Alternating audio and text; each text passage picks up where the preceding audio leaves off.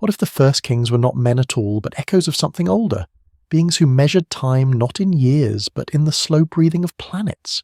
The Sumerian King List begins where history blurs into dream, where rulers reign for tens of thousands of years, and rivers remember names that no tongue has spoken in ages. It reads not like a record, but a confession of a civilization that once touched the divine. Some say it was a metaphor, others that it was truth wrapped in myth. Yet the question remains, why would a people so precise in astronomy, in law, in counting the flood seasons, speak so clearly of impossible lifespans? Who were those kings before the flood, and what vanished world did they inherit? Tonight let us drift down the slow current of memory, to the land of Eridu, where the first kings descended from the heavens, and history began to whisper. Take a moment to like this video and subscribe. Only if you truly enjoy stories that drift between dream and history. And if you're still awake, tell me in the comments where you're listening from and what time it is. The Sumerian King List begins with a sentence that feels less like a chronicle and more like an incantation. After kingship descended from heaven, kingship was in Eridu.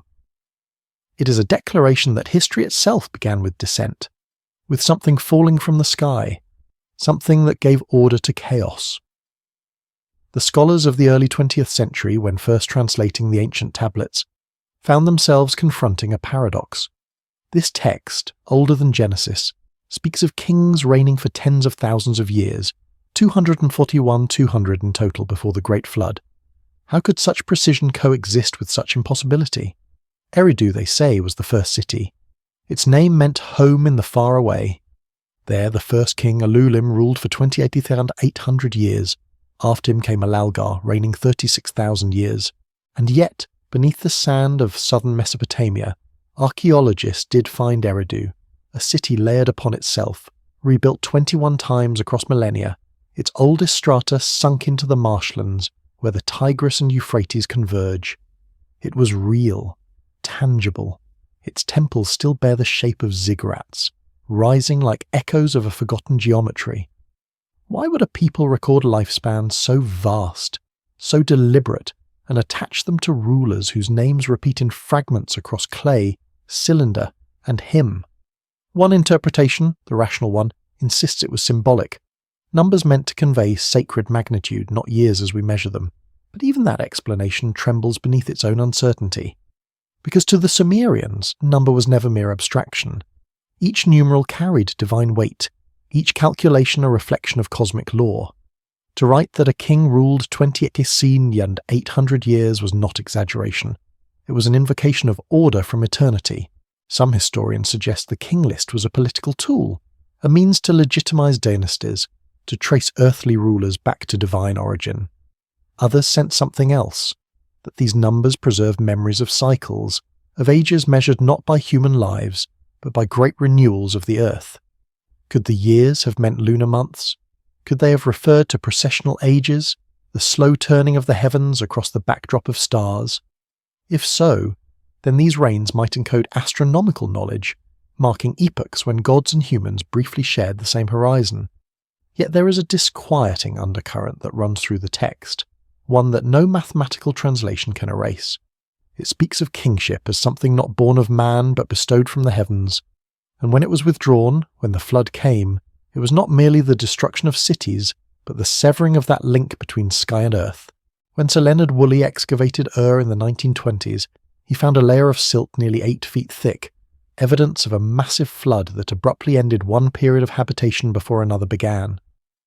Above the layer, new pottery, new graves, a new world. Below it, silence. That line of clay became, to some, proof that a flood had indeed once wiped clean the slate of civilization. And yet the King List had already spoken of this event thousands of years before Woolley lifted his first spade. It had marked it as the pivot between eras, the point at which divine rule was broken and mortal time began. But what was kingship from heaven? The phrase lingers like static between worlds. Was it metaphor for divine right, or a literal descent, beings who came from the sky and imposed order upon chaos? The ancient Sumerians depicted their gods as tall, luminous figures, often with horned crowns representing radiance, sometimes holding measuring rods and ropes, tools of builders, surveyors, architects of worlds. In the Enuma Elish, Marduk shapes the heavens with such instruments. In the Epic of Gilgamesh, the hero himself seeks these same divine tools to restore what was lost. The symbols repeat, as if each generation remembered only the shadow of the act that created them. And then there is the whisper of something even older, hidden within later traditions, the Anunnaki, those who came from heaven to earth. In most retellings they are gods, judges, keepers of the underworld, but in the King List they are not worshipped, they rule. They build cities, decree fates, and when their time ends they return to the sky. Was this divine imagery, or a cultural memory fossilized into myth? Zechariah Sitchin, controversial and unorthodox, believed that the Anunnaki were flesh and blood, extraterrestrial visitors who engineered humankind in their image. Mainstream scholars dismissed him, yet even his critics admit that the ancient texts remain stubbornly ambiguous. The Sumerians themselves never said their gods were Meganary. They wrote of them as beings who ate, drank, and travelled. Perhaps the truth lies not in the literal or the metaphorical, but somewhere between, a language too vast for our categories of belief. When one reads the King List aloud, its cadence becomes hypnotic. It repeats like a chant. In Eridu, Alulim became king and ruled 2800 years. Al-Algar ruled 36,000 years. In Bad Tabira, Enmenluana ruled 200 years. The rhythm lulls the mind into that half-dreaming state where myth and memory mingle. It feels as though the tablet is not recounting time, but summoning it back. The listener becomes witness to the return of a memory too ancient to hold, and then comes the line that divides eternity from mortality. The flood swept over. With it, kingship was taken from heaven, and after the waters receded, it was once more granted to Kish, to men of clay and breath. The rains that follow shrink abruptly, from tens of thousands of years to hundreds, then to mere decades. It is as if time itself had slowed, congealed, hardened into what we now call human history. The divine pulse was gone. What happened in that moment of erasure? Was it a catastrophe of nature or of memory? Did the flood drown the cities, or the knowledge that bound gods to men? Some scholars point to sudden climate shifts at the end of the last ice age, around 10,000 BCE, when rising seas swallowed coastlines worldwide. Others whisper of an event encoded in every myth. The deluge, the reset, the forgetting. If kingship truly descended from heaven, then perhaps it also departed, leaving behind ruins, calendars, and a list carved in clay as the only trace of an age when humanity was not alone in its rule. The King List does not answer. It simply ends one era and begins another, as though to say, the world you inhabit is not the first nor the last. And so, when the floodwaters receded and the first human kings rose in Kish, did they remember who had ruled before them, or did they only dream of light descending through the clouds, whispering of a power that once governed the earth? When kingship descended again after the flood, the tablets tell us it came first to Kish, a city born from mud and silence. The flood had erased all that came before, leaving behind silt, shards, and broken clay. Yet from that blankness, civilization rose once more, as if guided by memory rather than invention. The first post-diluvian kings ruled for centuries, not millennia. The world had changed, time had slowed, and mortality had taken root. But in the shadows of Kish's walls, the whispers of Eridu still lingered, rumours of the age when gods had walked among men. Archaeologists unearthed Kish's ruins in the early 1900s, finding tablets scattered amid the dust, inscribed with names matching those on the King List. There was Etana, the shepherd who ascended to heaven and united all the lands. His story was preserved not only as history, but as myth. In one fragment, he prays to the sun god for a plant of birth, something to restore life to his barren wife. The eagle carries him upward, through layer after layer of sky. Was Etana a man who dreamed of transcendence, or a memory of the last king who still remembered the path between worlds? Each generation of Sumerians seemed haunted by that vertical longing, to reach upward, to bridge heaven and earth. The ziggurats that rose in Uruk, and Nippur were not merely temples. They were recreations of that original descent. Terraced mountains of baked brick, built to touch the realm from which kingship first came. To ascend them was to retrace the memory of the gods. Yet with each passing era, the heights grew smaller and the heavens further away. The King List itself was not a single artifact, but a tradition, copied, revised, and reinterpreted over centuries. The oldest version, found in Lhasa, dates to around 2100 BCE. Later versions expanded it, merging myth with record. Some names remain the same across all copies, others shift, vanish, or appear anew, as if memory itself was struggling to remain coherent. Perhaps this was the point, that history, when too long remembered, begins to dissolve back into myth. When scholars compare the reign lengths on the list, they find patterns, multiples of 60, of 12, of the sexagesimal system the Sumerians used to measure both time and space. 60 was sacred, the number of Anu, the sky father. 12 mirrored the paths of the stars, the houses of the zodiac. To encode these numbers in the reigns of kings may not have been a mistake of exaggeration, but a reflection of cosmic law. The rulers' lifespans may have been symbolic of celestial cycles, epochs measured by the turning of the heavens. Yet within this structure lies a wound, a silence the King List never explains. It speaks casually of the flood that swept over, but it does not say why. It does not name the crime or the cause, only that it came, and with it, kingship was withdrawn. Later Mesopotamian texts would fill in the void. The gods had grown weary of mankind's noise. The earth was reset, but in the King List, the flood is treated not as punishment, but as punctuation, a clean break, a divine reboot. The old order was erased so that a new cycle could begin, and what of those who survived it? Utnapishtim in Gilgamesh's epic, Ziusudra in Sumerian legend, both men chosen to live through the deluge, both instructed by a god to build a vessel, to preserve life, to wait until the waters receded. Each returns to a world remade. But their stories also share a strange sadness. Immortality denied, distance imposed. The bond between the divine and the human, once seamless, now fractured. In the ruins of Shurupak, the city said to be Ziusudra's home, archaeologists discovered a destruction layer consistent with massive flooding, pottery shards embedded in river silt, a horizon of chaos that matched the very epoch described in the tablets. History and myth, it seemed, were reflections of one another. The King List structure mirrors this rhythm of destruction and rebirth.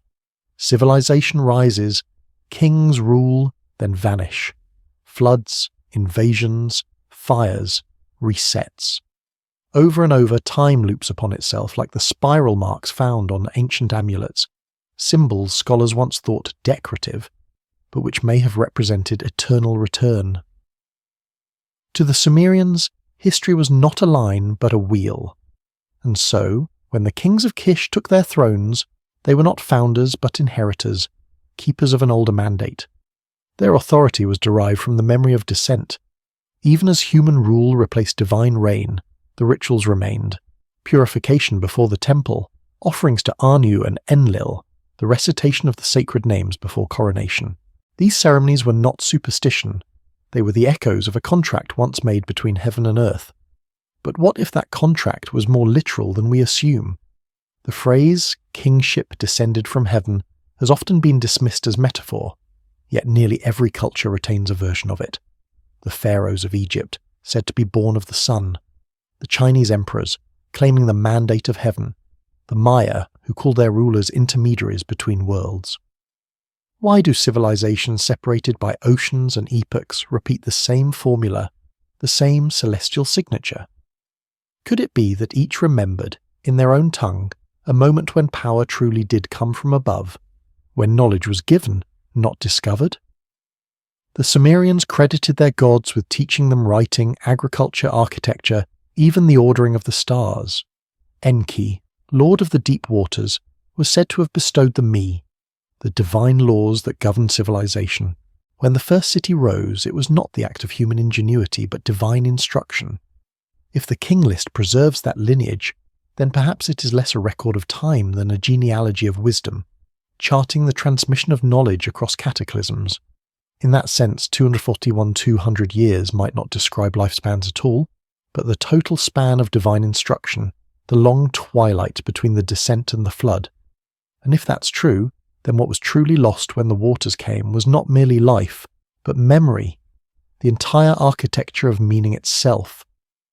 What would it mean if every civilization since has been an attempt to rebuild that memory, to reconstruct, brick by brick, the shape of something once whole, the ziggurat, the pyramid, the temple, all pointing upward, all mimicking the same forgotten axis?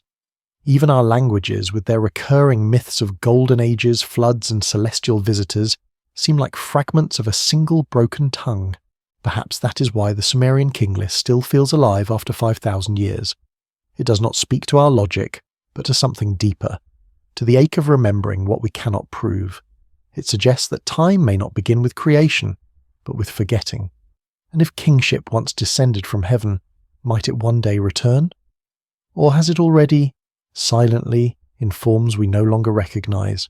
There is a quiet unease buried beneath the clay of Sumer, as if the earth itself holds memories that it can no longer articulate. Each excavation, each unearthed tablet feels like the stirring of something that never fully died. In the ruins of Nippur, archaeologists uncovered fragments of the Sumerian King List that differed slightly from the copies found elsewhere. In some, the names of cities changed places. In others, the flood came sooner or later, as though history itself were fluid, reshaping to match the scribes' understanding. What does it mean when a civilization that invented writing cannot agree on its own beginning? The King List is not a static chronicle. It is a living text, a breathing artifact of collective memory. Every variant tablet discovered between 1906 and 1950 carries traces of a different truth. In one, the reigns of kings stretch into eternity. In another, they are abbreviated, more human. Perhaps the scribes were not preserving time, but attempting to domesticate it, to confine the immensity of their own myth within the fragile frame of clay. Scholars often divide the King List into two realms, antediluvian and post-diluvian, before and after the flood. Yet there are subtle fractures within those divisions. The pre-flood kings, described as almost godlike, are often associated with cities that would later become sacred. Eridu, Bad Tibira, Larak, Sippar, Shuruppak. Each of these names carries a resonance far deeper than geography. Eridu was the city of Enki, lord of wisdom and the Abzu, the subterranean waters beneath the earth. Bad Tibira, the city of metalworkers, belonged to the god Dumuzi. Sippar, sacred to Utu, the sun. Together these cities form a map of divine order, a blueprint of civilization itself. When kingship descended from heaven, it did not land in chaos. It landed upon a prearranged pattern, an order that already awaited the touch of divine rule. This order, some researchers argue, represents more than political organization. It mirrors a celestial arrangement. The ancient cities align roughly along the path of certain stars, and the distances between them may encode astronomical cycles. To the modern mind, this seems speculative. But to the Sumerians, the sky and the earth were reflections of one another. Every temple mirrored a constellation, every ritual repeated a cosmic rhythm. One tablet, unearthed from the site of Lhasa and studied in the 1930s, refers to the flood not merely as a catastrophe, but as a turning of the wheel. It uses a term that some translate as gishtaru, a cosmic boundary or pivot. It suggests that the flood was not a random act of destruction, but an inevitable event in a repeating sequence, a great cycle of renewal. Could the 241 years recorded in the King List mark not the lifespan of kings, but the total duration of a complete cosmic age? Modern researchers have drawn tenuous parallels between these ancient numbers and the precession of the equinoxes, the slow wobble of the Earth's axis that completes a full rotation roughly every 25,120 years. If multiplied by certain Sumerian numeric bases, by 12 or by 10, one approaches figures eerily similar to the total reign lengths described. Coincidence, perhaps. Yet the coincidence persists, repeating through the architecture, mathematics, and cosmology of early Mesopotamia. To imagine that the Sumerians encoded celestial cycles in their kingly chronology is to glimpse their true genius. They did not see time as we do, as a line, irreversible and ever advancing. They saw it as a circle, vast and eternal. The past was not behind them but above, suspended among the stars, descending again with each new dawn. But where in this great turning did the Anunnaki go? The King List speaks of their reigns with no mention of departure. It is as if they simply dissolved, their presence absorbed into the soil, their memory diluted among mortal kings. Some of the later tablets contain cryptic phrases. They went to dwell in the mountains. They entered the netherworld. Their thrones were set among the stars. The ambiguity is haunting. Were these metaphors for death, or the record of a withdrawal, a retreat from the visible world? In the myths, the Anunnaki were judges as well as rulers. They governed not only the land of the living, but the fates of the dead. The tablet of Nergal and Ereshkigal tells of how they sat before the great gates of heaven and earth, deciding the destinies of both. When kingship descended, perhaps it was not simply authority but balance that fell, a covenant binding the realms together. And when it was withdrawn, chaos followed. Mortality, division, forgetfulness. In the 1960s, an archaeologist named Samuel Noah Kramer suggested that the King List might preserve distant echoes of real events, early dynasties that rose and fell long before writing formalized their memory. He speculated that oral traditions, transmitted across millennia, had blurred the boundaries between myth and record. If so, then perhaps those ancient reigns represent not individuals, but entire lineages, long ages of continuity mistaken for singular names. Yet even that explanation fails to account for the strange precision of the numbers, or the cosmological language that frames them. The King List insists that kingship is of divine origin. It cannot be invented or seized, it must descend. This idea would persist through every empire that followed, from Akkad to Babylon to Rome. Power was not something man earned, it was something granted.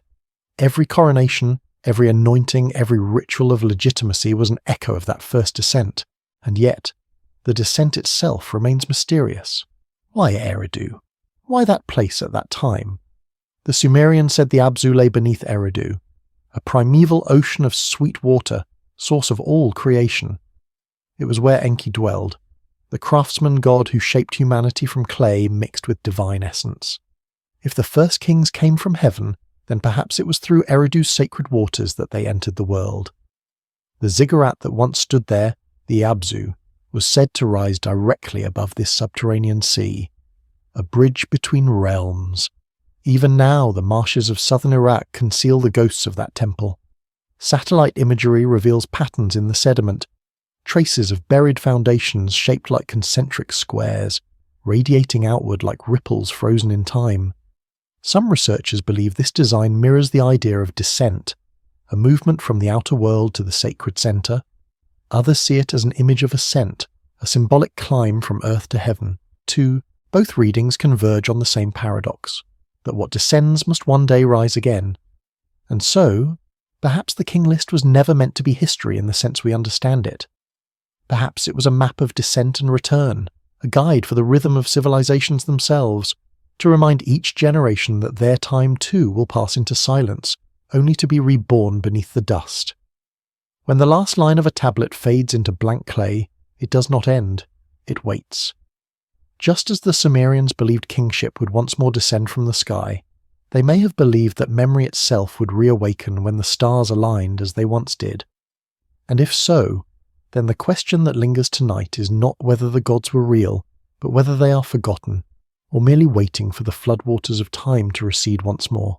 There is a strange symmetry in how the Sumerians recorded the descent of kingship and how they described the architecture of their temples. Both begin with the same principle, a divine pattern mirrored upon the earth. Each temple was built as a microcosm of the heavens, its foundation stones aligned with constellations, its stairways ascending toward invisible realms. The same geometry that shaped their sacred spaces seems to govern their history. Descent from heaven, ascension toward the divine, collapse, renewal. A perfect cyclical rhythm between sky and soil. In the ruins of Eridu, the earliest temple lies buried beneath more than a dozen successive reconstructions. Archaeologists have peeled back each layer, uncovering the bones of civilization itself. A temple upon a temple, an altar upon an altar. At the very bottom rests a small platform of packed clay and reed matting, simple, yet deliberate. It is dated to around 5400 BCE, long before writing, long before kingship, yet even then, the builders knew orientation, proportion and purpose. The oldest shrine of Eridu faced south, toward the waters of the Persian Gulf, where myth said the gods first arrived. One might ask, how could a people so ancient, so close to the dawn of agriculture, have conceived of cosmic order so precise? The answer may lie in memory, not of personal experience, but of inheritance. The King List suggests a legacy stretching back hundreds of millennia, as though the Sumerians carried within them the faint resonance of something that preceded them, something passed through blood and story, preserved in ritual rather than word. The flood then becomes more than an event. It becomes an amnesia. The earth forgot, and humanity began again, guided by whispers of what it once knew. The re-emergence of cities like Eridu and Kish was not invention. It was recollection. Each brick laid upon another was an act of remembering. The King List may be the written echo of that process, the attempt of a civilization to reconstruct its own forgotten genesis. Some scholars, notably Thorkild Jacobsen in his early studies of Sumerian kingship, proposed that the list was a theological document, a liturgical text recited during royal ceremonies. It was not meant to be read as history, but as ritual affirmation. By reciting the names of ancient kings, priests reaffirmed the unbroken chain between divine order and human governance. To speak those names aloud was to reweave the bond between heaven and earth. And yet, the power of the King List lies precisely in its ambiguity. It does not demand belief, it invites contemplation. Its impossible numbers and cyclical reigns speak not to facts, but to rhythm. It is as if the Sumerians were less concerned with what literally happened than with ensuring that the pattern never ceased. Even when the gods withdrew, their order endured in the cadence of time. In this way, the King List becomes both history and prophecy. It begins in the age of gods and ends in the age of men, but between them lies the hint of recurrence, that one day kingship might descend once more. Could this belief be the root of humanity's endless fascination with divine return? The Messiah, the Golden Age, the lost Eden, the world restored? Every civilization carries this longing, and perhaps it began here, in the silt of Sumer. There is a peculiar image from an ancient tablet now kept in the Louvre. A god pouring water from two vases that flow in twin streams, merging into a single river. The streams represent the Tigris and the Euphrates, but symbolically they may stand for something deeper. Two histories converging, the memory of heaven and the history of earth. The King List might be that confluence. It contains both, divine descent and human succession, yet never fully allows them to separate. When we read it now, across 5 millennia, its tone feels less declarative than mournful. After the flood had swept over, kingship was taken up again in Kish. It is a line that sounds almost weary, as if even the scribes knew that something irretrievable had been lost. Kish was the city of men, not gods. Its kings were born, ruled, and died. Their bones lay beneath the same soil as their subjects. The eternal pulse had ended, and still they remembered. Each new dynasty traced its legitimacy not to conquest, but to descent. The Akkadians who came later, the Babylonians, even the Assyrians, all preserved the same language of divine inheritance.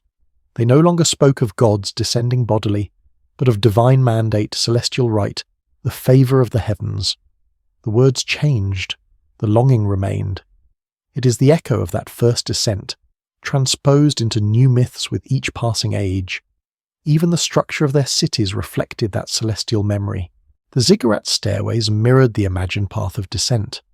The temple's highest chamber, known as the Ikur or mountain house, symbolized the meeting point of heaven and earth.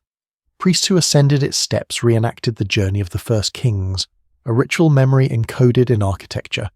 To climb was to remember, to descend was to rule. Modern archaeology, cautious and grounded, prefers simpler explanations. It speaks of irrigation, trade, surplus, and social stratification. These are truths, but they describe only the mechanics of civilization, not its soul. The King List is the opposite. It records the soul but omits the mechanism. It tells us not how kings built their cities, but why they believed they should. Perhaps that is why its power endures. Beneath its surface lies a haunting recognition. that civilization itself might be a form of repetition, an echo of something lost. We build cities to replace a paradise we cannot remember. We record reigns to defy the silence that waits after the flood. There is a passage from the Enki and the World Order tablet where the god proclaims, "I will lay out the plans of heaven and earth. I will establish the places of the gods." The word plan, giski, literally means drawing, design, or map. To the Sumerians, to plan was to remember the blueprint of creation. In their eyes, architecture, mathematics, kingship, and writing were all acts of recollection, attempts to recover the structure of the divine. If so, then the King List was their most sacred memory, a record of the ages before amnesia, written not to inform but to remind. Each name, each span of impossible years, was a note in the music of return. And perhaps that is why, even now, it resists our analysis. It was never meant to be understood by reason, but to awaken recognition, that quiet, shivering awareness that we have been here before, that every flood is a forgetting, and every rise of kings a remembering. So when we read those words, after kingship descended from heaven, kingship was in Eridu, we are not reading history. We are listening to the earth recall its own dream, and perhaps, beneath the dust of forgotten cities, that dream still stirs, waiting for the next descent. When kingship was withdrawn from heaven, something in the rhythm of the world broke. The flood that swept over the earth was not just water, it was silence, washing away memory, erasing the bridges that once connected the human and the divine. But some remnants survived. In clay, in song, in fragments passed through generations, the echo of that vanished order persisted.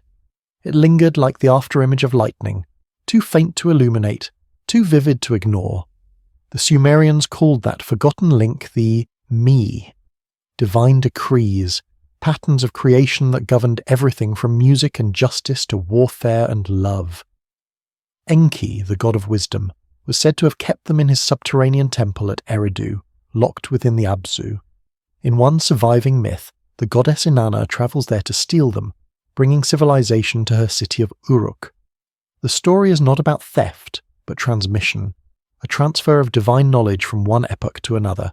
The same act is repeated through the King List, a sacred inheritance passed down after every flood, every collapse. Civilization in this view is not invention but retrieval. Perhaps that is what the Sumerian scribes meant when they wrote that kingship descended from heaven. It was not a literal descent of beings, but of pattern, a reinstallation of the me, the architecture of order. Yet that descent could not occur without a vessel, a form through which the divine law might express itself. The king was that vessel, both human and symbolic, fragile yet eternal. In later Akkadian texts, kingship becomes an almost burdensome inheritance. Kings pray to the gods not for power but for wisdom, the memory of how to rule. Hammurabi, centuries later, would inscribe on his stele that he was called by Anu and Enlil to establish order in the land. The pattern remained the same. Kingship flows downward, duty flows upward, but the further history moved from Eridu, the fainter the descent became, until all that remained was the ritual of remembrance. Archaeologists studying the strata beneath Lagash, and Kish have noticed a curious regularity. Beneath every major layer of civilization lies another older one, each separated by thin bands of silt or ash. It is as if the earth itself bears witness to a repeating cycle: creation, destruction, renewal. The King List may not be unique in describing these ages, it may simply be the earliest to preserve them in writing. Other cultures, Egypt, India, Mesoamerica, all speak of multiple ages, each governed by different rulers or gods, each ending in cataclysm. The Sumerian version is merely the first chapter of a universal story, and yet, within that universal rhythm, the Sumerian voice feels uniquely intimate. Its tone is not apocalyptic, but wistful. The flood is not divine wrath but inevitability, as if the cosmos breathes in epochs, inhaling creation, exhaling destruction. When the floodwaters rise, it is not punishment, it is renewal, a cleansing of memory, preparing the world for the next descent of kingship. Still, one wonders, how could they remember so much from before the flood? Who could have preserved such records? Clay does not survive in water, and yet fragments of pre-flood names, symbols and genealogies appear in later texts, as if copied from older prototypes. In Shuruppak, one of the last antediluvian cities, archaeologists discovered tablets containing proverbs, hymns, and even rudimentary lexical lists, exercises in language from before the deluge. Among them, certain names match those on the King List. It is as though the flood did not erase everything, but left faint inscriptions upon the world's memory, waiting to be read again. Could those who survived have encoded their knowledge in forms that endured the waters, in symbols, in geometry, in myth itself? The ziggurat, the pyramid, the mandala, each may be a mnemonic, a three-dimensional tablet of remembrance. The King List, then, is the verbal counterpart of these monuments, an attempt to record not what happened, but what must not be forgotten. And yet, despite its devotion to continuity, the King List hints at loss. Its precision is haunted by absence. Between each line, in Eridu, Alulim ruled 2800 years, Al-Alga ruled 36,000 years, lies a silence wider than centuries. What were those reigns like? What cities gleamed beneath the pre-flood sun? What language did they speak? The tablets do not say. It is as though the Sumerians, in recording the names, were confessing that the memories themselves had already slipped away. Some researchers suggest that the exaggerated numbers might represent entire dynastic epochs, symbolic markers of vast cycles of civilization. Yet even if the figures are metaphorical, they are not meaningless. The Sumerians could have written many years, but instead they gave exact numbers, meticulously counted. They did not guess, they remembered. Even their myths of creation and kingship follow mathematical order, multiples of 60, 12, and 3, numbers that govern not only their calendar, but the very structure of their cosmos. The King List may be an encoded calendar of ages, describing not history as we know it, but time as the gods experienced it. There is a fragment from a lesser-known Babylonian text that echoes this idea. Time before the flood was measured differently. The years of the gods were not as the years of men. This line, preserved in the Ashurbanipal library, may be a later reflection of the same ancient idea. The divine time moved on another scale, expanding or contracting according to celestial rhythm. When kingship descended to mortals, so did time itself, slowed, densified, made measurable. The Sumerians may have believed that history began when the gods withdrew, when eternity collapsed into chronology. If this is true, then perhaps the flood was the first dawn of human time. Before it, existence belonged to the timeless realm of the Anunnaki. After it, history began, fragile, finite, recorded in clay instead of light. The King List, with its mixture of myth and record, stands precisely at that threshold, the last breath of eternity, the first breath of history.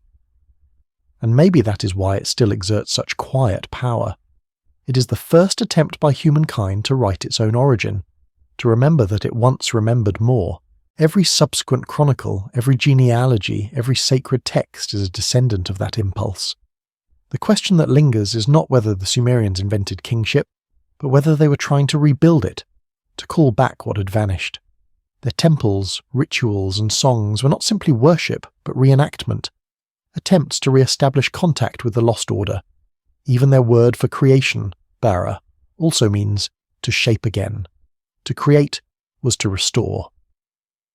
If kingship truly descended once, then every act of civilization may be a form of invocation, a way of coaxing it to descend again. Perhaps that is why we still seek patterns in the stars, symmetry in our cities, purpose in our laws. We are not merely advancing, we are remembering. And so, when the Sumerians gazed at the heavens above the plains of Ur, perhaps they were not seeking the gods, but searching for themselves, for the reflection of what they once were, before the flood took memory and left only echoes in clay. There are moments when history seems to pause, when the past looks back at us, not as myth, but as a mirror. The Sumerian King List is such a mirror. Its words, pressed into clay by hands that have turned to dust, still breathe through the cracks of time. Each name inscribed upon it is like a pulse beneath the surface of the earth, faint but persistent. And as the archaeologists brushed sand from those tablets in the early 20th century, They did more than uncover language. They awakened an ancient dream of continuity, a whisper that civilization was not humanity's first attempt, but one among many forgotten waves. In the museum halls where those fragments now rest, under dim light and glass, the inscriptions shimmer with the sheen of eternity. The wedge-shaped signs, cuneiform, are not just writing, but echoes of sound, rhythm, and ritual.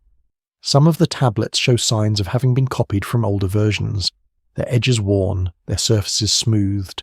It is as if every scribe who rewrote the list was not preserving knowledge, but participating in an act of remembrance, reviving what had once been spoken aloud beside temple fires. The earliest known copy, found at Lhasa, is broken near the middle. The flood line, then the flood swept over, is cracked across its centre, as though even the earth itself wished to emphasize the break. Below that fissure, the style of the writing changes subtly. The lines become shorter, more hurried, less reverent. It is the transition from myth to history, from gods to men. Yet, in that shift, something profound is revealed. The Sumerians did not see the boundary between myth and record as we do. For them, the divine and the mortal overlapped like two layers of clay pressed together, inseparable even when distinct. If one reads carefully, the King List also conceals an order of descent. The earliest cities, Eridu, Bad Tibira, Larak, Sipar, Shurupak, follow a progression that moves from the sea inward, from the south toward the plains. It is as though civilization emerged not spontaneously, but migrated, advancing like a tide. Some have suggested that this pattern mirrors the gradual recession of the waters after the flood, each city rising as the earth dried, each built upon the memory of the one before. But others see a more cosmic rhythm, the path of constellations across the horizon, or the slow procession of the equinoxes marking the ages of the world. If the pre-flood kings reigned for 240,200 years, might each epoch have corresponded to one of those celestial ages? 12 cycles, 12 constellations, 12 divine kings. When the stars turned once more, the flood came, and kingship was taken away. In that light, the King List becomes less a record of reigns, and more a map of time itself, a celestial calendar expressed through human myth. And yet, the more we search for meaning, the more it recedes. For the Sumerians, mystery was not a flaw in understanding, it was the essence of truth. To know something fully was to destroy its power. Their gods hid behind symbols because revelation was dangerous. The King List's paradoxes, its impossible lifespans, its abrupt transitions, are not errors, but veils. They preserve the sanctity of what should not be directly spoken. In that sense, the flood was also a veil. It divided memory from history, heaven from earth. Before it, beings of immense wisdom shaped cities and laws. After it, men merely imitated. The ancient scribes do not claim to know why the flood came, only that it marked a change so vast that even time began to move differently afterward. The antediluvian kings were of another order, of a slower rhythm, an existence stretched across cosmic scales. And yet, even in their absence, they left signatures. In the ruins of Uruk, archaeologists have found stones engraved with symbols not native to Mesopotamia. Spirals, intersecting circles, patterns of alignment that reappear in distant lands. Across continents, in early Egypt, in the Indus Valley, in Anatolia, similar motifs arise. Could they be remnants of a shared inheritance, echoes of the same forgotten epoch? Some researchers, cautious yet intrigued, have proposed that such correspondences may reflect migration, trade, or diffusion of ideas. Others suggest something more subtle, that humanity itself carries an unconscious memory, a dream of the first order, encoded not in language but in instinct. We build in patterns that echo ancient shapes because somewhere within us, the geometry of Eridu still hums. It is tempting to imagine that the Sumerians themselves sensed this, that in writing the King List, they were not inventing, but transcribing the world's pulse. The long reigns of the early kings might represent not years but vibrations of cosmic energy, the resonance between planets and stars. The sudden shortening of reigns after the flood would then symbolize a contraction, the slowing of universal rhythm as divine harmony withdrew. The gods did not die, they grew silent. In one late Babylonian commentary, a scribe wrote beside the King List, "These were the rulers before the darkness. After the flood, the sun rose anew." He did not specify what darkness meant. Perhaps ignorance, perhaps night, or perhaps the long silence that falls between civilizations when even memory forgets itself.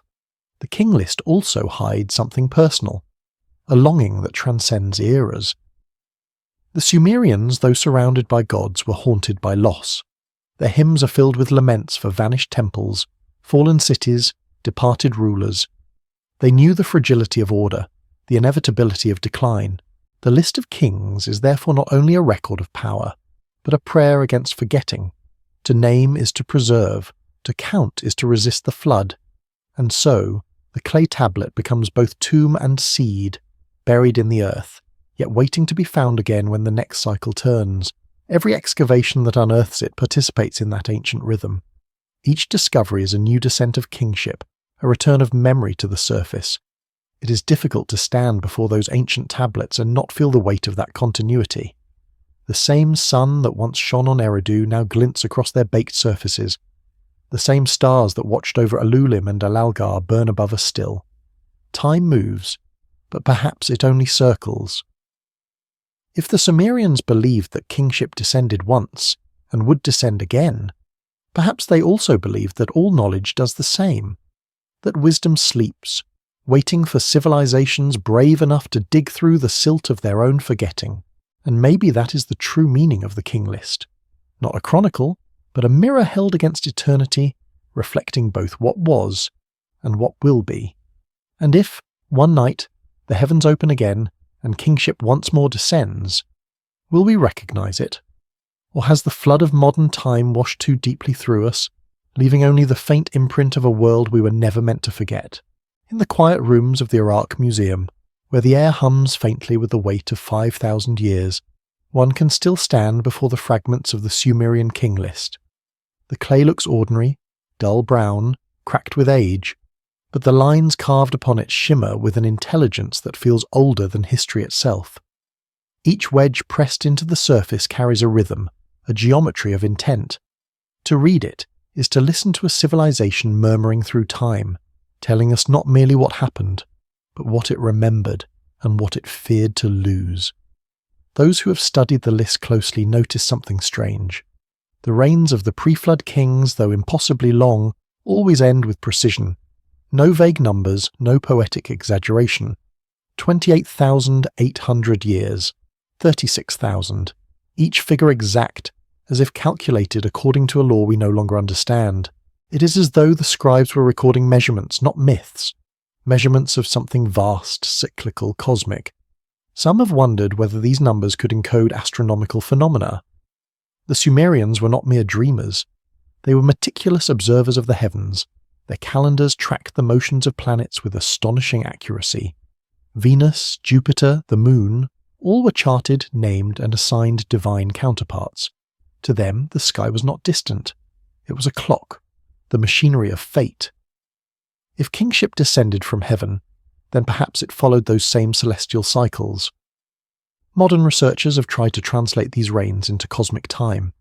If 1 year of the gods equaled 3,600 human years, a number appearing in later Babylonian sources, then the total pre-flood reign of 241,200 years aligns eerily with certain planetary cycles, even with precessional shifts in Earth's axis.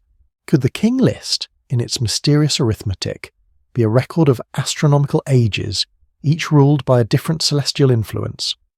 To the Sumerians, astronomy and theology were one. Their gods were not metaphors for stars, the stars were the gods themselves. And yet, within this great celestial order lies a shadow, an absence the Sumerians could never explain. Between the end of the antediluvian rains and the rise of Kish, there is a silence. The flood has swept away not only the kings, but the connection between heaven and earth. The gods retreat to the mountains or the underworld, and humankind begins anew, smaller, frailer, bound by mortality. It is as though the music of the cosmos has changed key. In the myth of Enki and Ninmah, humanity is fashioned from clay mixed with the blood of a slain god. a fusion of divine and terrestrial essence. The act is both gift and curse. Humanity inherits wisdom, but also forgetfulness. The same material that gives form also limits it. Perhaps that is why the post-flood kings, though still claiming descent from the gods, ruled for ever shorter spans. Time itself was contracting, growing denser. The immortal cadence of the heavens had been translated into the fragile rhythm of human breath. But there are moments when the divine pulse still flickers through the text. Consider Etana of Kish, the shepherd who ascended to heaven. His story, preserved separately on a damaged tablet, describes how he rides upon the back of an eagle to the dwelling of the gods, searching for the plant of birth. As he rises, the earth shrinks below him, the fields become a woven mat, the rivers threads of silver. At the highest height he sees the gate of Anu, and then, abruptly, the text breaks off. No ending survives. Etana's fate is lost in the missing lines, like the sound of wings fading into silence. Is Etana a myth, or a memory of a being who once bridged the realms? The Sumerians do not say. They leave him suspended between worlds, just as the King List leaves its own truth suspended between myth and history. Both speak of ascension, of descent, of a passage once open but now sealed. The flood was not just water, it was closure. And yet, evidence of older strata beneath the flood layers suggests that civilizations existed long before the Sumerians believed theirs began. At sites like Tel Abu Huraira, Göbekli Tepe and Jericho, traces of monumental architecture predate Sumer by thousands of years. The carvings at Göbekli Tepe, animals, stars, serpents, seem to echo motifs found later in Mesopotamia. Some researchers whisper that these sites might belong to the same forgotten epoch the King List calls the antediluvian age. If true, then the myth of descent could conceal a continuity that archaeology has only begun to glimpse. The flood, then, may not mark a single disaster, but a metaphor for many. A series of collapses, extinctions, erasures of knowledge. Each time, something of the old world survived. A pattern, a number, a word. The King List may be the last surviving thread of that memory, a bridge of clay connecting us to an era that ended not in destruction, but in transformation. But why would the Sumerians preserve such vast ages if they themselves could no longer comprehend them? Why carry forward a chronology that no longer fit the world they knew? Perhaps because they sensed that forgetting was dangerous, that without memory civilization becomes unmoored, repeating the same rise and fall without awareness. The King List, then, is not just remembrance, it is warning. There is a chilling passage in a later Assyrian tablet commenting on the older text. When the flood came, the gods departed to the far mountain, and the light of the great star was veiled. When the time comes again, they will return by the same path. The mountain is unnamed. Some identify it with Dilmun, the mythic paradise where the sun rises. Others point to the distant east, where the constellation of Orion, called the True Shepherd of Heaven, rises each winter. Could the return by the same path refer to a cosmic alignment, a moment when the heavens open again? The Sumerians did not see history as linear. They believed the world was reborn with every turning of the stars. If kingship descended once, it could descend again, when the heavens were right, when the memory was ready. The flood, then, was not an ending but an interval, a pause in the song of the cosmos. The King List, with its strange rhythms, may be the notation of that song, the score of a symphony too vast for any one age to hear. In a way, we continue to add verses to that same music.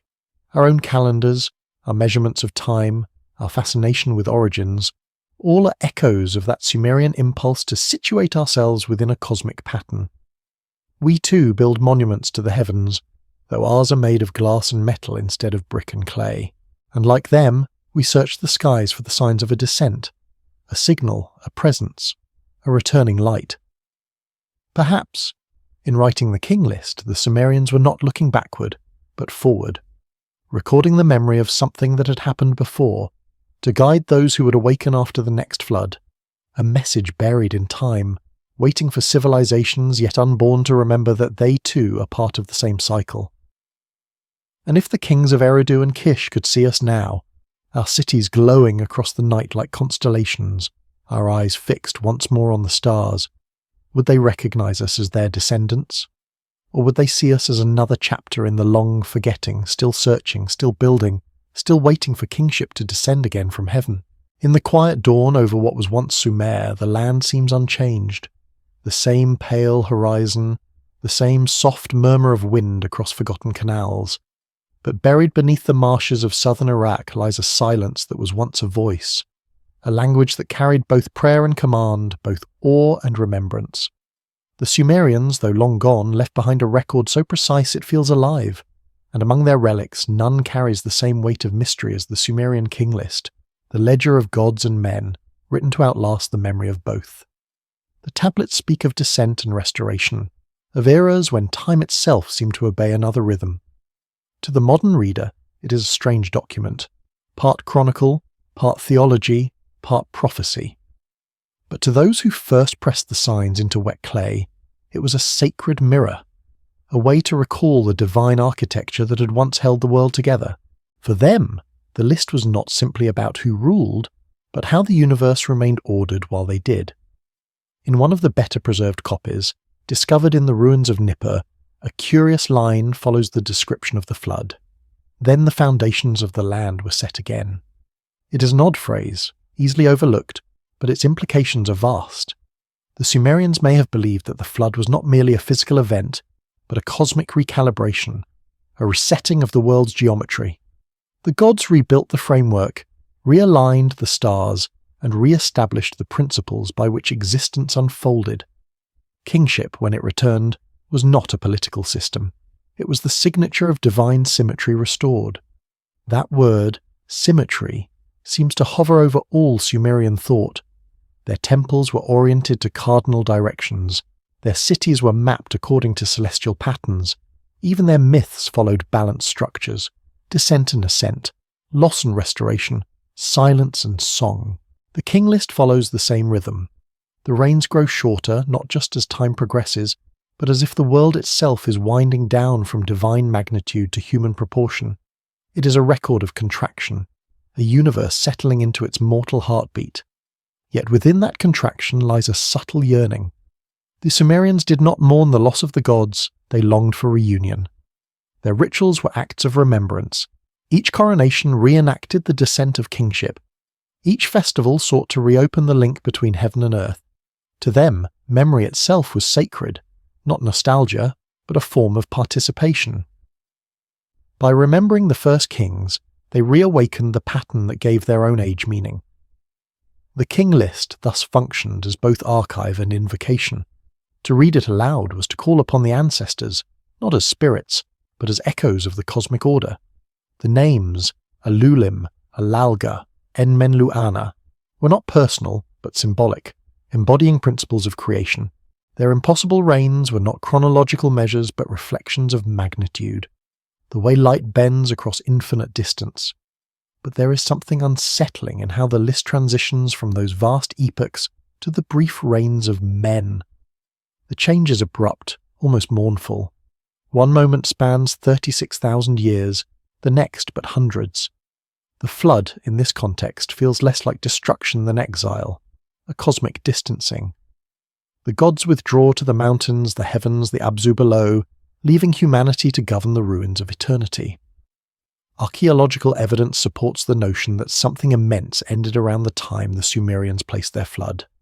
Around 4000 BCE, the climate of the Near East changed dramatically. Rivers shifted course, coastlines drowned. Cities like Eridu, once thriving near the Gulf, became stranded inland. To the people who lived through it, such transformation must have felt divine. The flood may have been the memory of these shifts, compressed into myth, magnified into symbol. Still, the mystery persists. Why did the Sumerians begin their record with a descent? Why not with creation itself? Why assume that order came from above rather than from within? Perhaps because they knew or intuited that human civilization was not the first. The language of the King List implies inheritance, not invention. Kingship descended, not began. Something already existed elsewhere, above, before, beyond, and then it came here. The question of where it came from haunted their myths. In the Enigma Elish, the gods arise from mingled waters, Apsu and Tiamat, primordial chaos transformed into structure. But other fragments hint at an older, more ambiguous origin. Gods who came from the bright place, those who measured the deep, those who spoke the words that set the stars in their paths. Were these poetic metaphors, or memories of a civilization older than Sumer, now mythologized as divine? The notion is not as implausible as it sounds. Ancient Mesopotamian scholars, including Berossus in the Hellenistic period, preserved accounts of Oannes, a being half man, half fish, who emerged from the sea to teach humanity writing, architecture, and law. Each evening he returned to the waters, only to rise again with the dawn. Oannes was said to come from the deep, the same word used for the Abzu beneath Eridu. He was the first instructor, the transmitter of divine knowledge, the embodiment of kingship descending from heaven. Could Oannes be a symbolic memory of that same descent the King List describes? A teacher from a previous epoch, returning to rekindle what had been lost after the flood? The parallel is striking.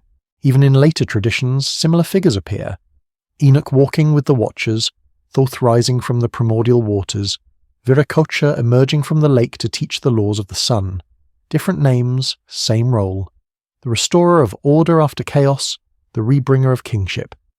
If these myths are echoes of the same event, then the King List may be the most ancient record of that universal memory. A document not of Sumer alone, but of humankind's collective attempt to recall the first descent. But the more we uncover, the more the mystery deepens. Beneath the flood layers at ancient sites, archaeologists sometimes find artifacts that defy simple categorization. Obsidian tools from faraway mountains, anomalous ceramics that predate known cultures, and strange astronomical alignments embedded in early architecture. None of it proves the existence of a lost civilization, but together they suggest continuity, knowledge surviving the waters. The Sumerians perhaps did not invent civilization from nothing. They were remembering, rebuilding, reenacting. The King List in this sense was their map of reconstruction. By writing it, they were not chronicling the past, they were summoning it. And maybe that is what history truly is. Not memory, but invocation. To remember something is to bring it back, to make it live again, if only for a moment. The Sumerians understood this intuitively. Their kings, their temples, their writing, all were attempts to reawaken what had once descended. In the stillness of night, when the desert wind moves across the plain where Eridu once stood, one can almost hear it. The faint echo of that original descent, the whisper of a covenant between heaven and earth. It says that what comes from the sky will one day return to it, but not before leaving a record written in clay, in breath, in time. And as we read those tablets today, we may not realize it, but perhaps we too are part of that same cycle. Perhaps in remembering them, we are fulfilling their purpose, ensuring that the descent is never entirely forgotten. There is a point in every great silence where remembering becomes an act of resurrection. The Sumerians seem to understand this intuitively. To them, history was not a straight line. It was a pulse, a breathing cosmos where the past and the future mirrored one another. When they carved the King List into clay, they were not merely recording what had been. They were invoking what must one day return. Each wedge, each name, each number was a quiet spell against oblivion.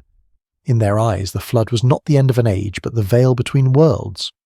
On one side lay the immortal rulers, the shining beings who governed for thousands of years. On the other, a humanity that had forgotten the language of the sky. Between the two hung an emptiness that could never fully be bridged, yet the Sumerians tried.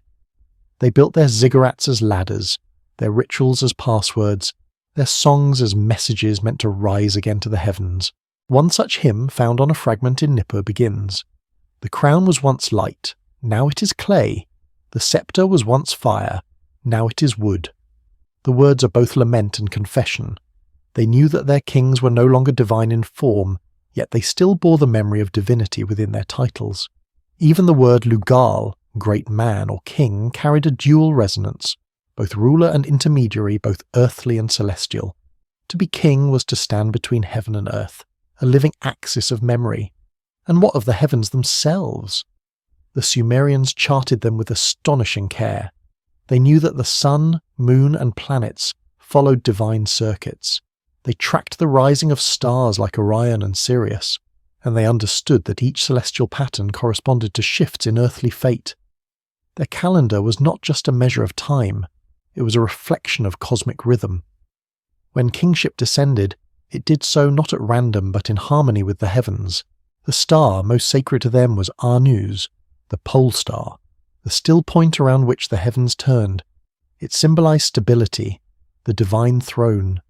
Some scholars believe the earlier cities, including Eridu and Uruk, were oriented toward this celestial north, aligning temples with the pole's invisible axis. This alignment was no accident. To live in harmony with the heavens was to sustain the link between the divine and mortal realms. When the flood came and erased that link, the Sumerians sought to rebuild it through alignment, ritual, and repetition. Even the act of writing, their greatest invention, was a form of reconstruction. Cuneiform, with its wedge-shaped signs pressed into clay, mirrors the impression of order upon chaos. Wet clay was the primordial substance, like the Abzu itself, unformed, formless. The stylus, when pressed, imposed pattern, law, remembrance. Writing was a sacred act. To inscribe was to create, to stabilize what would otherwise dissolve.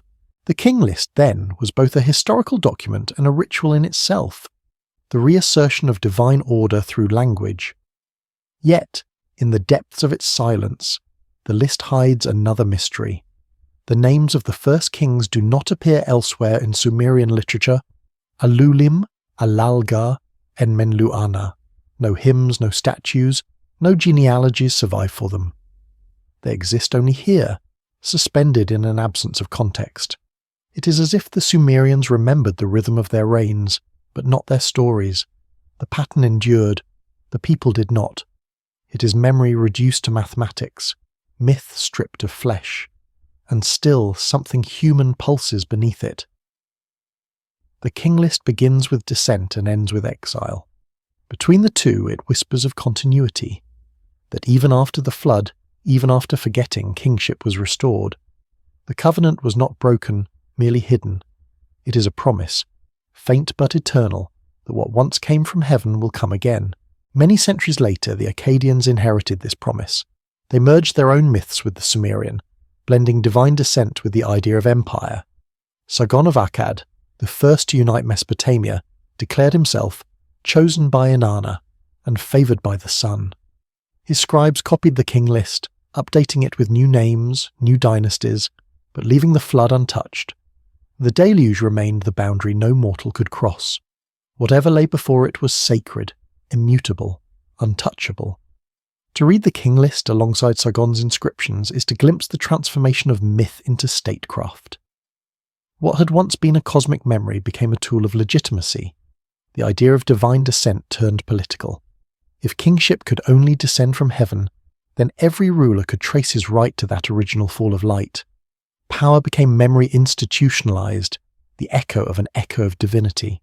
Yet even as the empires rose and fell, the flood lingered in the imagination, a watermark across time. Babylon, Assyria, Persia, each looked back to Sumer as the place where the world began. The deeper they looked, the less they saw. The names blurred, the numbers turned symbolic, the gods grew abstract. Still, they copied the King List, always preserving its refrain. Then the flood swept over. Perhaps that refrain spoke to something deeper than mythology. In every age, humanity faces its own flood, a fire of empire of forgetting. Each time knowledge is lost, the world resets, and civilization must relearn its own origins. The Sumerians, the Akkadians, the Babylonians, they all wrote their histories as if aware that memory is temporary. The King List is not merely a story of the first kings. It is a meditation on the fragility of remembrance itself. It asks quietly, how long can wisdom survive before the waters rise again? How many times can civilization rebuild before it forgets the reason for building? In this sense, the flood is not a punishment, but an inevitability, the breath of the cosmos, exhaling creation and drawing it back into silence. And perhaps, somewhere deep within their temples, the Sumerian priests knew that the flood would come again. Not as water, but as amnesia. There are ancient tablets that describe rituals performed before great renewals, offerings to Enki, the god of the deep, to keep the waters of forgetting from overflowing. In these rites, priests recited the names of the antediluvian kings, as if speaking them could anchor the world against dissolution. "May the flood stay in the abyss," one fragment reads, "and the memory of heaven remain upon the earth." The line trembles with both fear and hope, for even then, in that distant age, they understood that knowledge is the first thing the flood seeks, and so they buried their wisdom in clay, trusting that one day, when the waters receded, someone would find it again, someone like us. Maybe that is why, when we read the King List now, it feels less like history and more like prophecy. It speaks across millennia, reminding us that civilization is a fragile rhythm between remembering and forgetting. And perhaps, somewhere beyond the deserts of Iraq, beneath the ancient silt and shifting stars, the first city still sleeps. Perhaps kingship waits there, silent, uncorrupted, ready to descend once more when the world is quiet enough to hear it. There is a stillness to ancient things, a patience that transcends human time. Clay does not rush. It endures, waiting through the centuries until the air grows soft enough to remember. When the first archaeologists brushed the dust from the King List, they awakened more than language. They disturbed a silence that had been deliberate, a silence the Sumerians themselves might have chosen, as though some truths were meant to be buried until the world was once again ready to ask the right questions. Those tablets, cracked and worn, tell a story that is less about power than continuity. Kingship descended from heaven. The phrase repeats like a heartbeat, across versions, across dynasties, across empires that rose and fell in its shadow. It is an assertion, but also a longing, that the world was once aligned, that governance was once sacred, that there existed an age when heaven and earth were not separate realms but reflections of one another. After the flood, the King List says, kingship was restored to Kish. But Kish itself was not the beginning. It was the continuation of something older, reconstituted in human hands. Excavations at the site reveal layers of rebuilding, temples erected atop older ruins, clay seals recarved from broken fragments. Civilization itself was an act of resurrection. The Sumerians were not creating, they were remembering. One inscription from a later period refers to Eridu as the place where the bond between heaven and earth was tied. It calls the city Nibiru, the crossing point, the axis where the two worlds met. The same word would later appear in Babylonian star catalogues, describing the point where Jupiter crossed the ecliptic, the gateway between the heavens. Perhaps Eridu was not just a city, but a symbol of this junction, a place where divine rhythm once entered the human sphere. If that was true, then the flood was not just destruction, it was separation. The bond was severed, and all that remained were echoes of its pattern: ritual, kingship, language, law. These were the reflections of a connection that could no longer be seen directly. The Sumerians built their temples not to reach the gods, but to imitate the structure of that bond, hoping that imitation itself might restore it. The King List too follows this same architecture. Its symmetry, its mathematical precision, its almost obsessive repetition. These are not mere literary habits. They are the scaffolding of remembrance. The list was meant to preserve not the past, but the form of the past. Each name, each reign, each impossible number was part of a greater geometry, like constellations carved into time itself. Consider the way the reigns decrease, from tens of thousands of years to hundreds, then to dozens. The pattern is exponential, almost musical, like the fading echo of a bell. What if this sequence is more than symbolic? What if it marks a real contraction, a cosmological deceleration, the slowing of divine frequency into mortal time? In the myths, the gods are described as luminous, swift, eternal. Humanity, by contrast, is heavy, slow, bound by seasons and decay. Between the two lies the flood, the moment when light became matter, when eternity condensed into the measurable. Perhaps the King List is not a record of rulers at all, but of transitions, from celestial to terrestrial, from immortal to mortal, from rhythm to chronology. Each king might represent not a person but a phase, a vibration, a tuning of the cosmos, and each flood, each reset, might be the universe inhaling, drawing the pattern back into silence before exhaling it again in new form. The Sumerians may not have described this in modern terms, but their texts reveal an understanding of cosmic order as profound as any we've ever achieved. In one hymn to Enki, the god of wisdom is praised for measuring the fates of the sky and the depths of the abyss. Another calls him the keeper of balance who binds the stars to the rivers. To them, every river mirrored the Milky Way, every temple mirrored a star, every king mirrored a god. The structure of the world was fractal, heaven reflected in earth, eternity reflected in time. It is within this framework that the King List acquires its true meaning. The numbers, the floods, the succession of dynasties, all are expressions of a single truth. That order descends, chaos rises, and the two are eternally intertwined. Civilization is born in the interval between them. But what happens when that interval collapses? When the rhythm of descent ceases? The later Sumerians may have asked themselves the same question. Their texts grow darker over time, more laments, fewer hymns.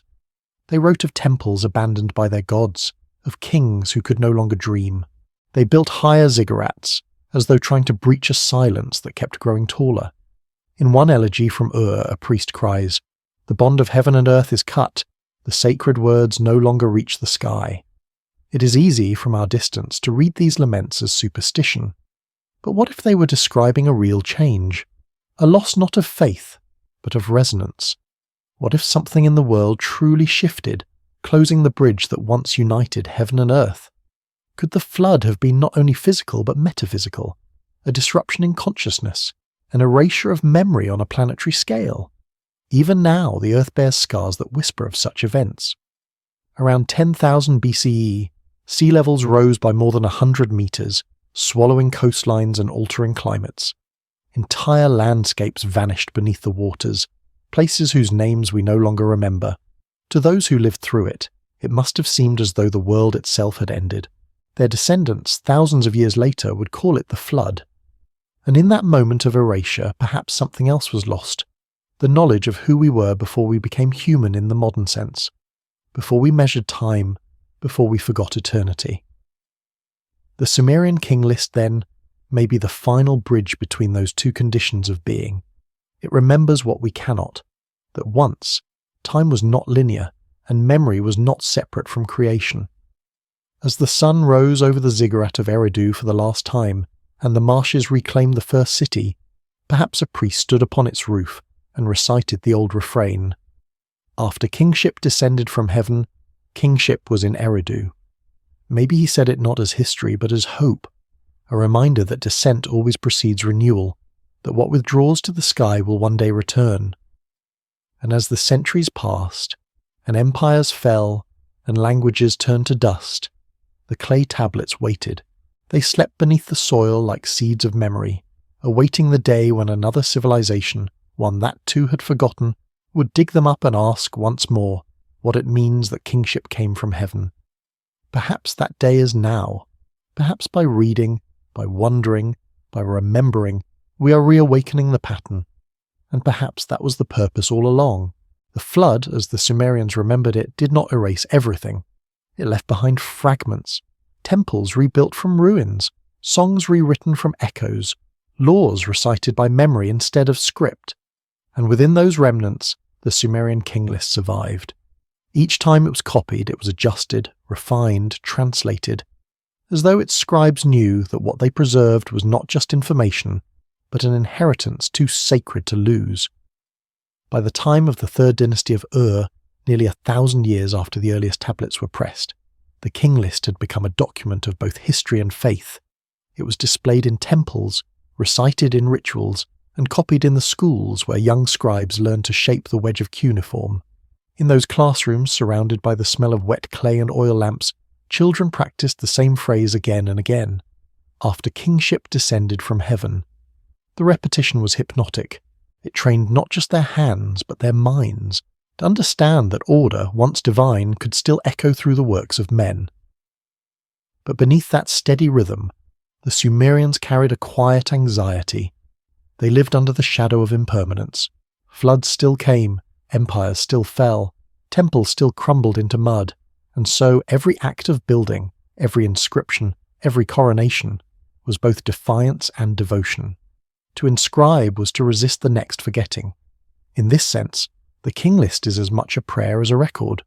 It does not describe kingship as invention, but as return. When kingship descends, it is as though the pattern of heaven reasserts itself on earth. Yet when it departs, chaos is not described as rebellion or war, but as forgetting. Civilization collapses not because of divine wrath, but because memory fades. The flood was both literal and symbolic, the washing away of form, the erasure of names, the drowning of meaning. In one late Babylonian commentary, a scribe writes, "The flood is within us." It is a startling line, suggesting that forgetting is not a single catastrophe, but a condition of being. To live is to lose pieces of what once was whole.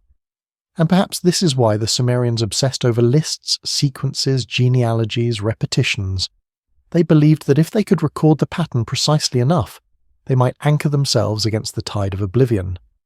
But there is another layer to this story, a subtle shift that would define all civilizations that followed. The early kings of Eridu and Kish ruled as intermediaries between heaven and earth. But as centuries passed, the divine distance grew wider. Kings became administrators, priests became interpreters.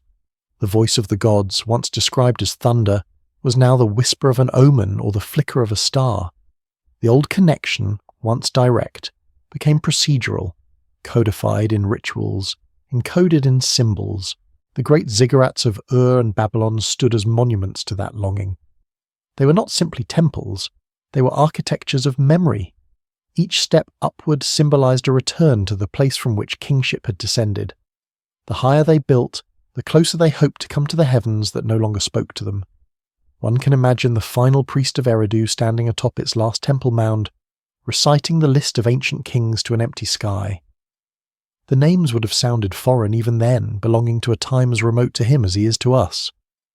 Yet he spoke them with reverence, believing that the act itself, the sound of remembrance, could bridge the gulf that history had carved. Centuries later, the Assyrians and Babylonians would continue this tradition. They too copied the King List, adding their own rulers, but never daring to alter the pre-flood names. Even as their empires expanded beyond Sumer, the ancient pattern remained untouched. It was as if those early kings were not to be questioned, but guarded, as though tampering with their memory would unweave the fabric of history itself.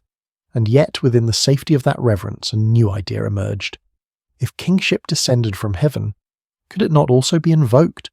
Could rituals, offerings, or certain alignments of stars reopen that channel? The priests of Uruk believed so.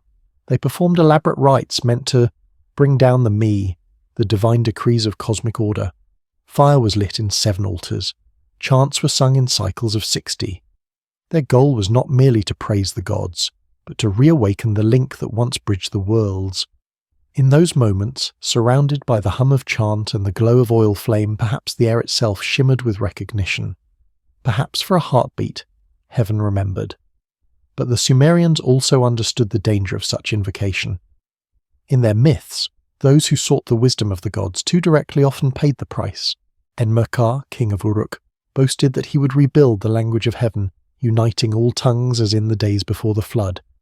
The gods, displeased, shattered that unity, scattering speech into confusion.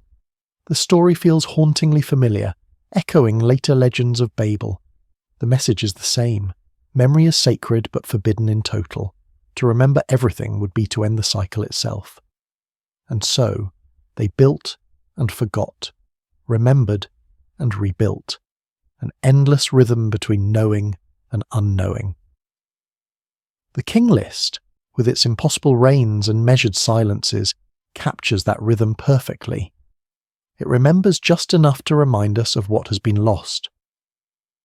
When modern scholars first deciphered it, they were struck by its strangeness, a text older than Genesis yet eerily familiar, a flood, a divine descent, an age of gods, and a renewal of man. The same story told everywhere, by every culture, in every tongue.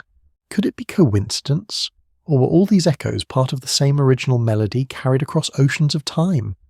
To read the King List is to sense that hum beneath human history, the feeling that our civilizations are not beginnings, but continuations, The Sumerians believed that nothing truly starts. It only reawakens. Even the gods, they said, were subject to cycles of remembering. The stars rise, the stars fall, the stars rise again. Perhaps that is why the King List still matters. It is not a record of what once was, but a mirror of what always is. The flood may come, the bond may break, memory may drown. Yet when the waters recede, kingship will descend again, and humanity will remember, if only for a while, that it has been here before. And as the clay hardens in museum glass, as the words of a forgotten world whisper through the centuries, one can almost hear that old refrain. The same one murmured in the schools of the temples of Eridu, the ruins of Kish, after kingship descended from heaven. There is a strange tenderness hidden within the Sumerian King List, an awareness that even the divine must yield to time.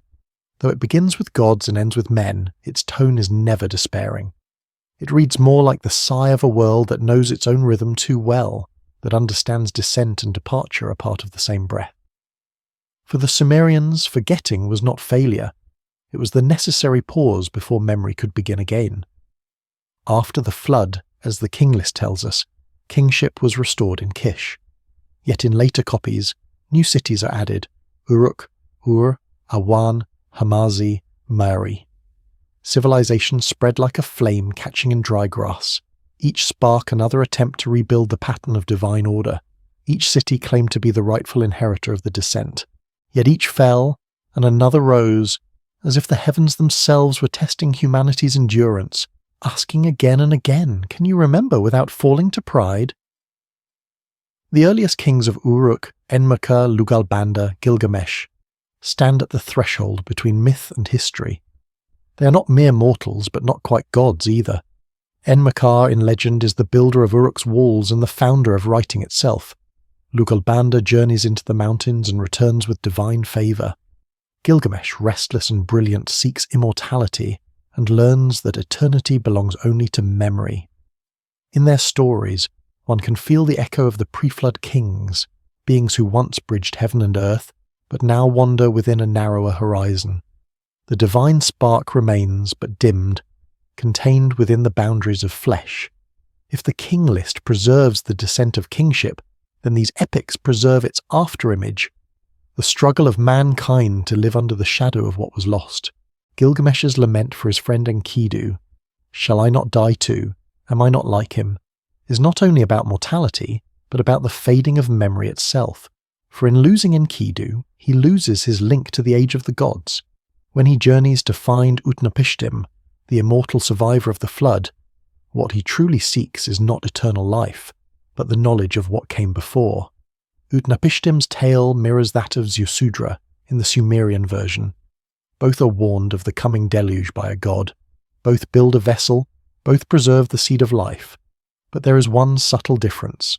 In Gilgamesh's version, after the flood, Utnapishtim is granted eternal life, but removed from the world.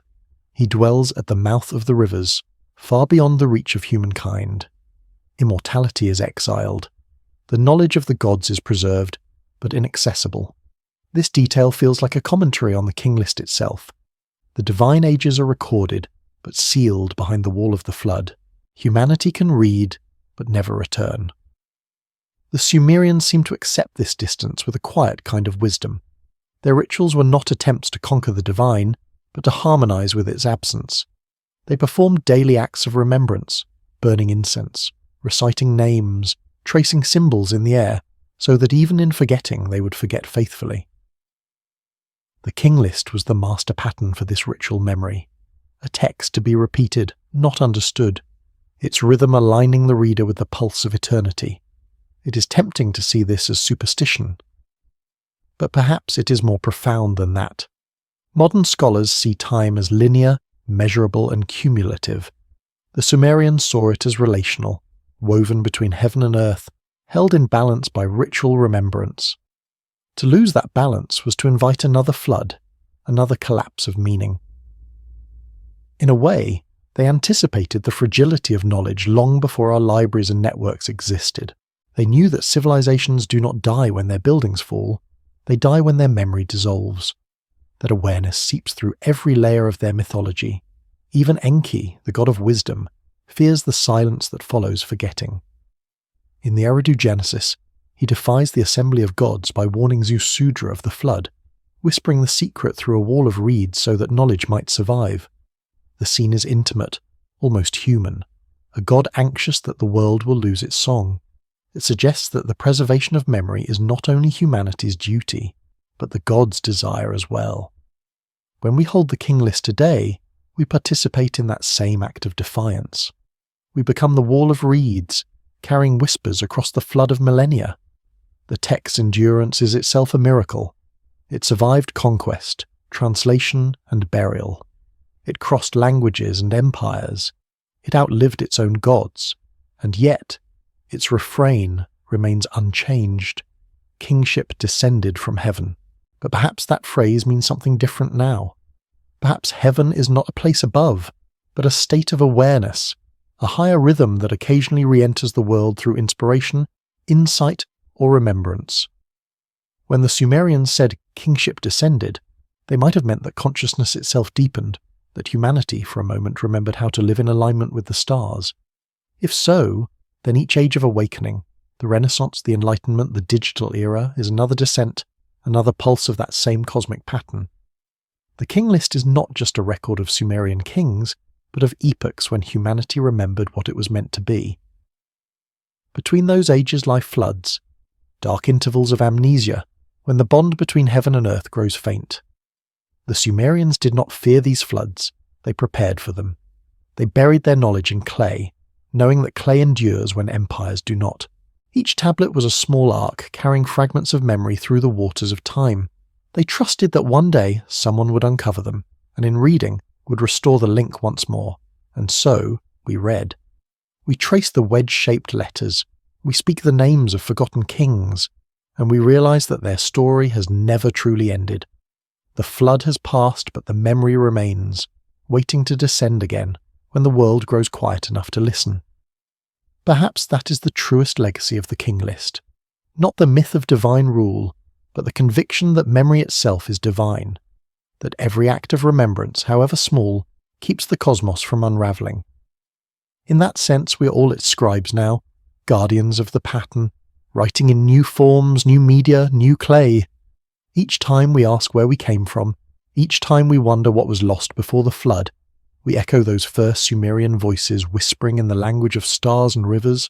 After kingship descended from heaven, the clay remembers what we do not. Beneath the sands of ancient Sumer, each shard bears the imprint of a hand, the pressure of a thought pressed into matter. The Sumerians understood something that our modern world often forgets, that memory must live in the body of the earth to survive. The King List was not written for the moment. It was written for millennia, carved into permanence so that even when cities crumbled and tongues were lost, the pattern would remain. By the time of the Neo-Sumerian kings, around 2100 BCE, the King List had already become something more than history. It was a mirror for the living. In temples from Ur to Nippur, scribes copied it in ritual silence, each wedge of clay a heartbeat echoing across time. The act itself was sacred. To record the descent of kingship was to reaffirm the world's order, to trace again the line that tethered earth to heaven. But as the centuries passed, a quiet doubt began to seep through the edges of belief. The flood was no longer an event within memory, but a symbol of the distance between men and gods. The stars still burned, but their voices grew fainter. The once living bond that linked kingship to the divine became ceremonial, a performance of faith rather than its expression. And yet, even in that silence, the Sumerians continued to write, to recite, to rebuild. They did not stop remembering. One fragment from Ur, worn almost smooth by time, bears an inscription unlike any other. The kings of old measured time by the lights of heaven. The kings of now measure by the shadow. The phrase is haunting, but it speaks of self-awareness. The Sumerians knew they were living in a diminished age, an echo of something greater. Yet even within that recognition, they found meaning. To measure by shadow is still to measure by light. Archaeologists have long noted that Sumerian temples often contained older foundations buried beneath their visible structures. Each new sanctuary was built directly atop the ruins of the previous one, following the same sacred geometry. In some cases, the builders even left deliberate gaps, layers of untouched soil between generations of brickwork. It was as if they were acknowledging the distance between the divine and the human, preserving a space of reverence for the unseen. The earth became a palimpsest of devotion, each city a stratigraphy of faith and forgetting. The King List functions in much the same way. Its pre-flood names, impossibly vast, form the buried foundation. Its post-flood kings rise layer by layer, more fragile, more finite. Yet both belong to the same continuum. The flood, that line of division, is less a barrier than a membrane, a point of transition between two states of consciousness. Before it, time was cosmic. After it, human. The tablet records the shift as gently as a breath. And perhaps this is why the list continues to haunt us. Its impossible numbers and unanswerable riddles speak to a memory we cannot locate yet somehow recognize. It touches something deep within the collective psyche, a feeling that the world we inhabit is not the first, that others have built and fallen before us, that our civilizations are not inventions but recoverers. The Sumerians did not imagine themselves as pioneers. They saw themselves as restorers, rebuilding the architecture of a forgotten age. There is a recurring phrase in their hymns, "We have set again the foundations of heaven upon the earth." It appears in temple dedications, in royal inscriptions, even in household prayers. The idea of setting again implies repetition, return, the deliberate reenactment of cosmic order. Every city founded, every temple built, every coronation performed was an attempt to re-establish alignment with the divine pattern. Civilization was not progress. It was remembrance made visible, but remembrance alone was not enough. The Sumerians also feared the cycle of loss, the inevitable flood that follows each ascent. Their myths are filled with warnings. Pride leads to separation, excess leads to erasure. The King List, though calm and factual on its surface, carries that warning like a pulse beneath the clay. It reminds the reader that even divine descent is temporary. Kingship may come from heaven, but it always returns there. The pattern is eternal, but its expressions are fleeting. In later centuries, when Babylon rose upon the bones of Sumer, its scribes inherited this melancholy wisdom. They continued to copy the list, but now with commentary, with interpretation. Some added glosses suggesting that the pre-flood kings were not literal rulers but stars or constellations, their reigns measured in celestial revolutions. Others treated the numbers as sacred codes, mathematical reflections of the music of the spheres. Even as faith transformed into science, the longing remained, to decode the rhythm that linked heaven and earth. Modern readers too return to that mystery. Historians call it mythology, theorists call it archetype, mystics call it truth. But whatever name we give it, the impulse is the same. We search for origin stories because we sense that something essential has been forgotten. We build telescopes and computers for the same reason the Sumerians built ziggurats, to look upward, to remember. And perhaps the King List endures because it does not resolve this longing. It does not explain the descent or the flood, it simply acknowledges them, the way the tide acknowledges the moon. Its silence is its genius. By refusing to define the divine, it allows the reader to feel it. By presenting impossible numbers without apology, it reminds us that not everything sacred can be reduced to reason. There is a kind of grace in that restraint. The Sumerians could have claimed that their kings ruled by right, by conquest, by law. Instead, they wrote that kingship descended from heaven, as if to say, power is never ours alone. It comes to us, it leaves us, and we are its stewards only for a time. That humility, written into the oldest record of civilization, feels almost prophetic. And yet, beneath the humility, there is also a strange hope. For if kingship once descended, it may descend again. The pattern is not broken, only waiting. The flood was not the end, but the clearing of space for renewal. Every new dawn, every rediscovery, every awakening is a smaller echo of that same cosmic return. Perhaps that is what the Sumerians meant all along. That history itself is the long act of waiting for remembrance. That civilization is the ritual by which we prepare for the next descent. And that when it comes, not in thunder or fire, but in the quiet realization that we have been here before, we will recognize it, not as something new, but as something deeply familiar, something that was always written into the clay of the world. And so the King List ends as it began, with the same simple phrase that outlasted empires, after kingship descended from heaven. But maybe this time the sentence is not finished. Maybe the descent has not yet ended, only paused, waiting for those who remember how to read the language of clay, of stars, of silence. Sometimes, when we speak of lost civilizations, we imagine fire and ruin, walls collapsing, cities drowned, knowledge consumed by the sea. But in Sumer, forgetting did not come through destruction alone. It came through repetition. The same cities were rebuilt, stone upon stone, temple upon temple, each generation restoring what the last had lost. And in that endless rebuilding, the memory of origin began to blur. The pattern survived, but the meaning behind it drifted further away.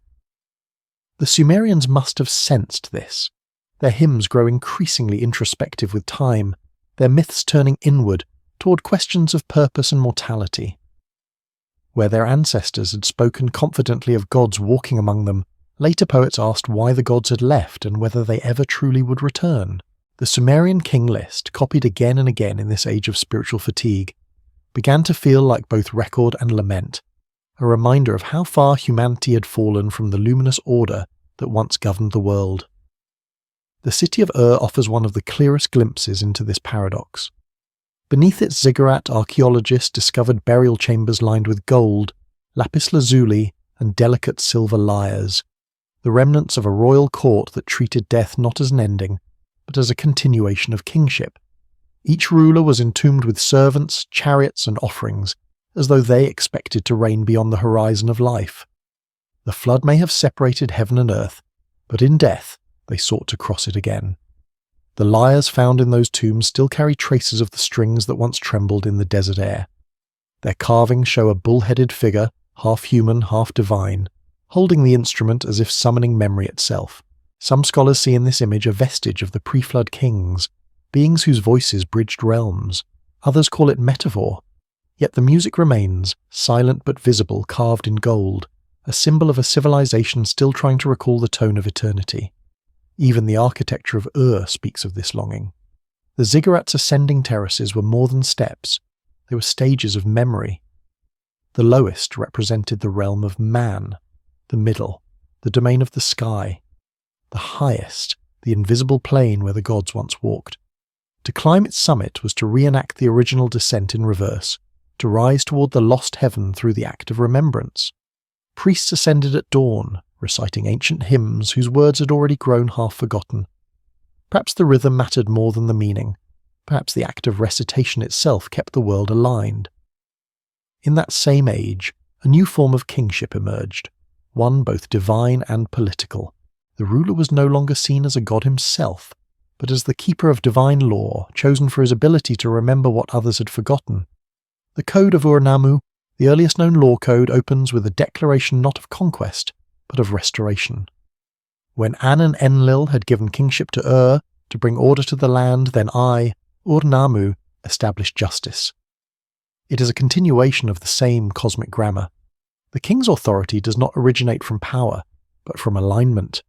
He doesn't create order, he reinstates it. This idea, of power as remembrance, would shape Mesopotamia for 2,000 years. Every dynasty claimed to restore what was once pure, to rebuild what the flood had undone. Even the Akkadians, whose empire stretched across deserts and mountains, preserved Sumer's language in their temples, reciting Sumerian prayers long after the spoken tongue had vanished from daily life. To invoke the old words was to reconnect, to breathe life into a lineage that began before the flood.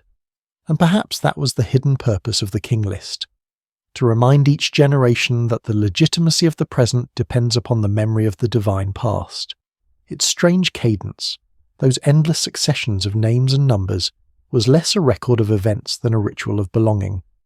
To read it aloud was to say, we are still part of the pattern. But the pattern was fraying. By the early 2nd millennium BCE, the ancient cities began to decline. The rivers that had once nourished them shifted course, and salt crept slowly into the soil. The great temples emptied, their ziggurats weathered by wind and time. The King List continued to be copied, but its final lines grew uncertain. The last recorded kings rule for brief decades, their reigns abruptly cut off. The text ends not with a flood, but with ellipses, a fading of ink into silence. What does it mean when a civilization forgets how to end its own story? Perhaps the Sumerians understood that endings are illusions, that every fall is a prelude to renewal. The silence at the close of the King List may not be absence, but invitation, a space left open for the next descent. The flood, after all, was never a single moment. It was a pattern of washing away, of letting the world sleep so it could dream itself anew. If kingship descended once, it could descend again, and perhaps not through bloodlines or temples, but through awareness, through the awakening of memory in those who remember the stars that once governed the earth. There is an ancient Babylonian commentary that tries to interpret the King List mathematically. It calculates the total reigns of the antediluvian kings, divides them by celestial cycles, and concludes that the numbers correspond to the rotation of Jupiter, the star of kingship. It suggests that the descent was not arbitrary, but timed, a cosmic rhythm, a recurring pulse in the heavens. Every few thousand years, when the planets align in a certain order, the gate between heaven and earth opens again. Kingship descends, civilizations rise, and the world remembers. If that is true, if these cycles are real, then perhaps we are living within one now, another turning of the wheel.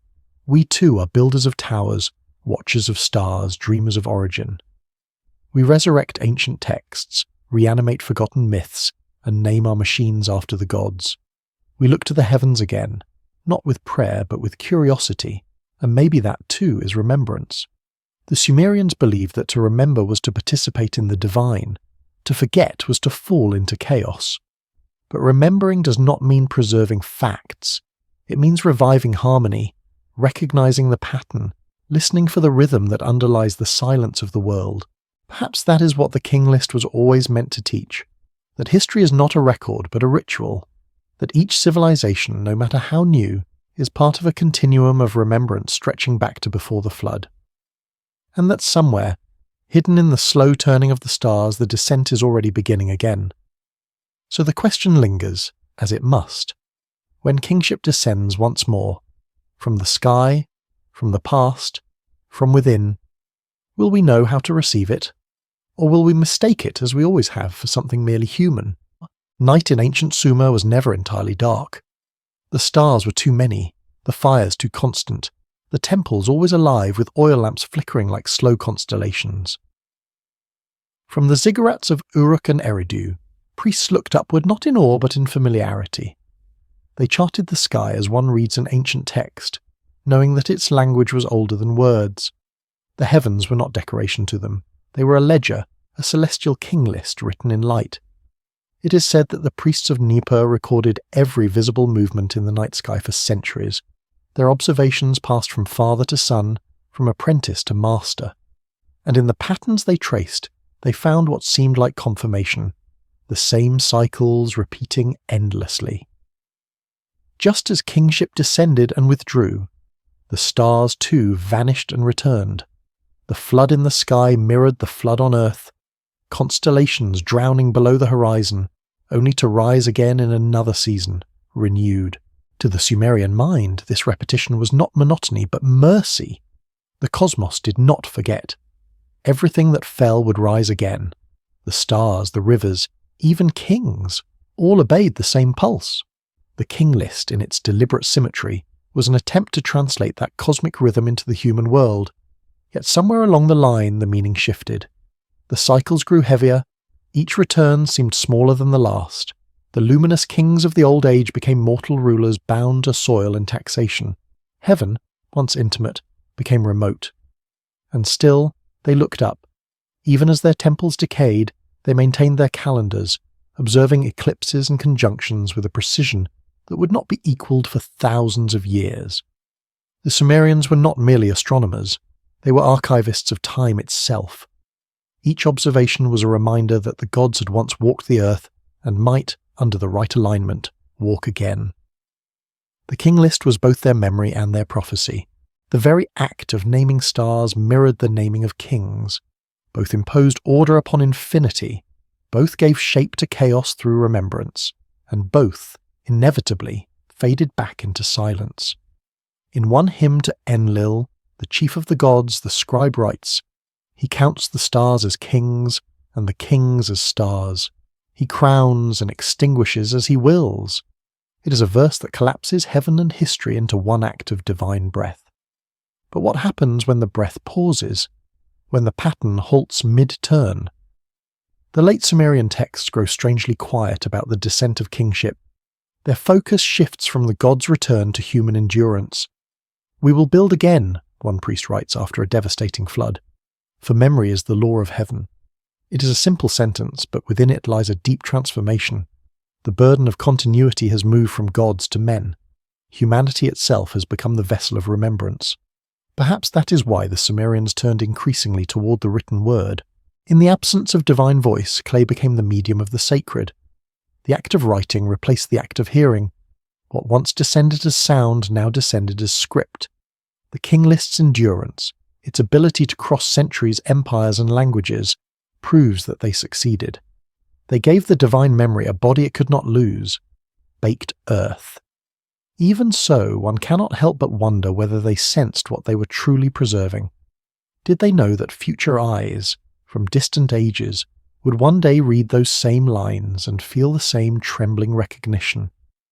That the pattern of descent and flood would replay not only in history, but in thought itself, that every civilization would mirror their rhythm, rising and falling according to its own remembering and forgetting.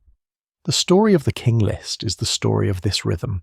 After Eridu came Bad Tibira, then Larak, Sippar, Shuruppak, Kish, Uruk, Ur, Akkad, each city shining, then fading. Like constellations turning across the firmament, the text does not mourn their fall. It records it as naturally as breath leaving the lungs. For the Sumerians, collapse was not tragedy. It was cosmic necessity. Nothing divine could remain fixed. Even the gods obeyed the law of descent and withdrawal. In one obscure fragment found near Lagash, a scribe wrote in a trembling hand, "When the heavens grow silent, the earth must speak." It might have been the creed of every generation that followed. The silence of heaven was not abandonment, it was invitation. Humanity had to remember on behalf of the gods. The King List was their speech to fill the divine pause. That sense of shared responsibility, the idea that memory itself was a sacred act, shaped not only Sumer, but all the civilizations that inherited its dust. The Babylonians turned the King List into a chronicle of empire. The Hebrews transformed it into genealogies. The Greeks reimagined it as the ages of man. Each culture copied the pattern, unconsciously extending the same descent into its own story. The Sumerian rhythm became the template of world memory. Yet, even within this continuity, there remains the question of origin. Who first taught them to measure the heavens, to divide time, to mark descent? The Sumerians claimed it was Enki, the god who rose from the Abzu to bring knowledge to humankind. Later traditions would call him Ea, O Ans, Thoth, the keeper of wisdom.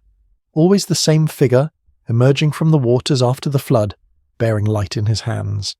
The pattern recurs endlessly, as if encoded in the human mind itself. Modern archaeology cannot confirm such descent, but it cannot erase it either.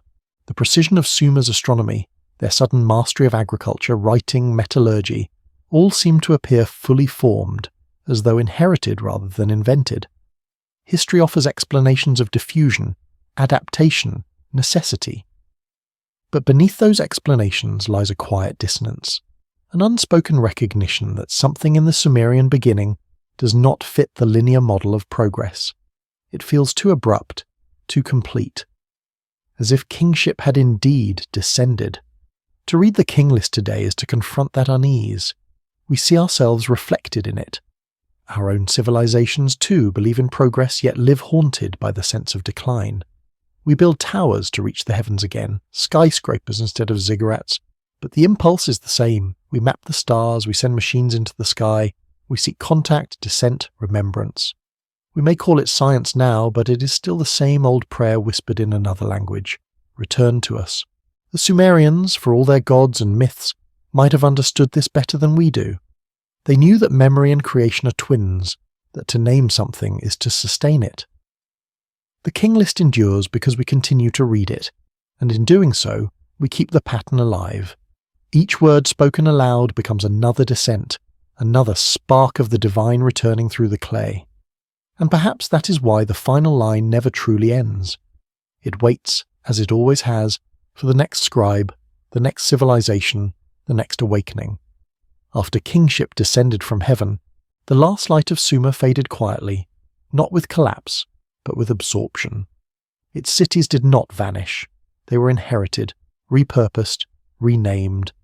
The Akkadians, the Babylonians, the Assyrians all drew their lineage from the same clay. Each built upon the ruins of the last, as though compelled by an unseen law to rebuild in the same places, according to the same celestial designs. The pattern endured, even as the language that birthed it crumbled into dust. Yet the King List survived. It slipped from one tongue to another, copied by new hands, kept alive through reverence and repetition. When later empires read it, they no longer understood its true purpose. To them, it was an artifact of legitimacy, a way to link their rule to an unbroken chain stretching back to the dawn of time. But to the Sumerians it had been something deeper, a map of cosmic recurrence, a covenant of remembrance. By the time it reached Babylon, that meaning had begun to dissolve into politics. The descent from heaven became metaphor, the flood became moral allegory. The sacred geometry of time was translated into the arithmetic of kings. Still, something of the old light remained. The Babylonians inherited Sumer's astronomy and carried it to astonishing precision. Their priests tracked the movement of planets across centuries, predicting eclipses and conjunctions with uncanny accuracy. But even this science was shadowed by memory. For them, to chart the heavens was still to listen for the voice of the divine, the faint echo of kingship that had once descended from above. Each orbit, each alignment, was a whisper of that lost order. The Assyrians, more martial than contemplative, turned this legacy into empire. Their kings declared themselves chosen of the gods, rulers of the four corners of the world. But even in their proclamations of power, one can still feel the Sumerian restraint. Each Assyrian ruler built a temple to Anu and Enlil, honouring the ancient covenant. They knew that authority without memory was empty, that to forget one's origin was to invite another flood. By the first millennium BCE, however, the old cities had become ruins. Eridu was a mound of sand. Uruk's walls had fallen. Kish and Lagash were little more than names whispered by scholars in fading tongues. The rivers that once fed them had shifted, leaving salt plains where fields once glistened. Civilization had moved north, toward Babylon and Nineveh, yet the clay tablets of the King List preserved in temple archives remained buried beneath the desert, waiting. The covenant had not been broken, it had simply gone underground. And perhaps that was always part of the design. The Sumerians seemed to understand that memory could not remain in the open forever. Each age of light must be followed by an age of forgetting, or the pattern would lose its rhythm. The flood in this sense was never destruction. It was concealment, the sacred act of burying wisdom until the world was ready to rediscover it. When archaeologists first uncovered the King List in the early 20th century, they felt that strange recognition, the shock of seeing modern chronology mirrored in ancient myth. Here was a document that recorded not only reigns and dynasties, but the very structure of history: rise, flood, renewal. And within that pattern lay an implicit prophecy that what descends will always descend again. The discovery came at a time when the world itself was reeling from its own self-inflicted floods. War, industrial ruin, forgetting. The clay spoke softly across 5,000 years. This has happened before. But what if the King List was more than history? What if it was instruction? The Sumerians, after all, saw writing as divine technology, a way to bridge spirit and matter. Each symbol was both sound and spirit, a vibration captured in clay. In that sense, the King List might be a coded rhythm, a harmonic sequence describing how cosmic order enters and exits the human realm. The long reigns before the flood, the impossible spans of 28,800 years, 36,000 years, might represent not time, but frequency. Each number could be a tone, a resonance, a measure of divine vibration. The flood then would mark the collapse of that frequency, the dissonance that separates heaven and earth. And when kingship descended again, it meant that harmony had been restored, even if only partially, in the mortal realm. This interpretation might seem poetic, but it aligns with the Sumerian worldview. For them, creation was music. The gods spoke the world into being through vibration, through sound. The word for song and law was often the same, me, the principle of order that governed all existence.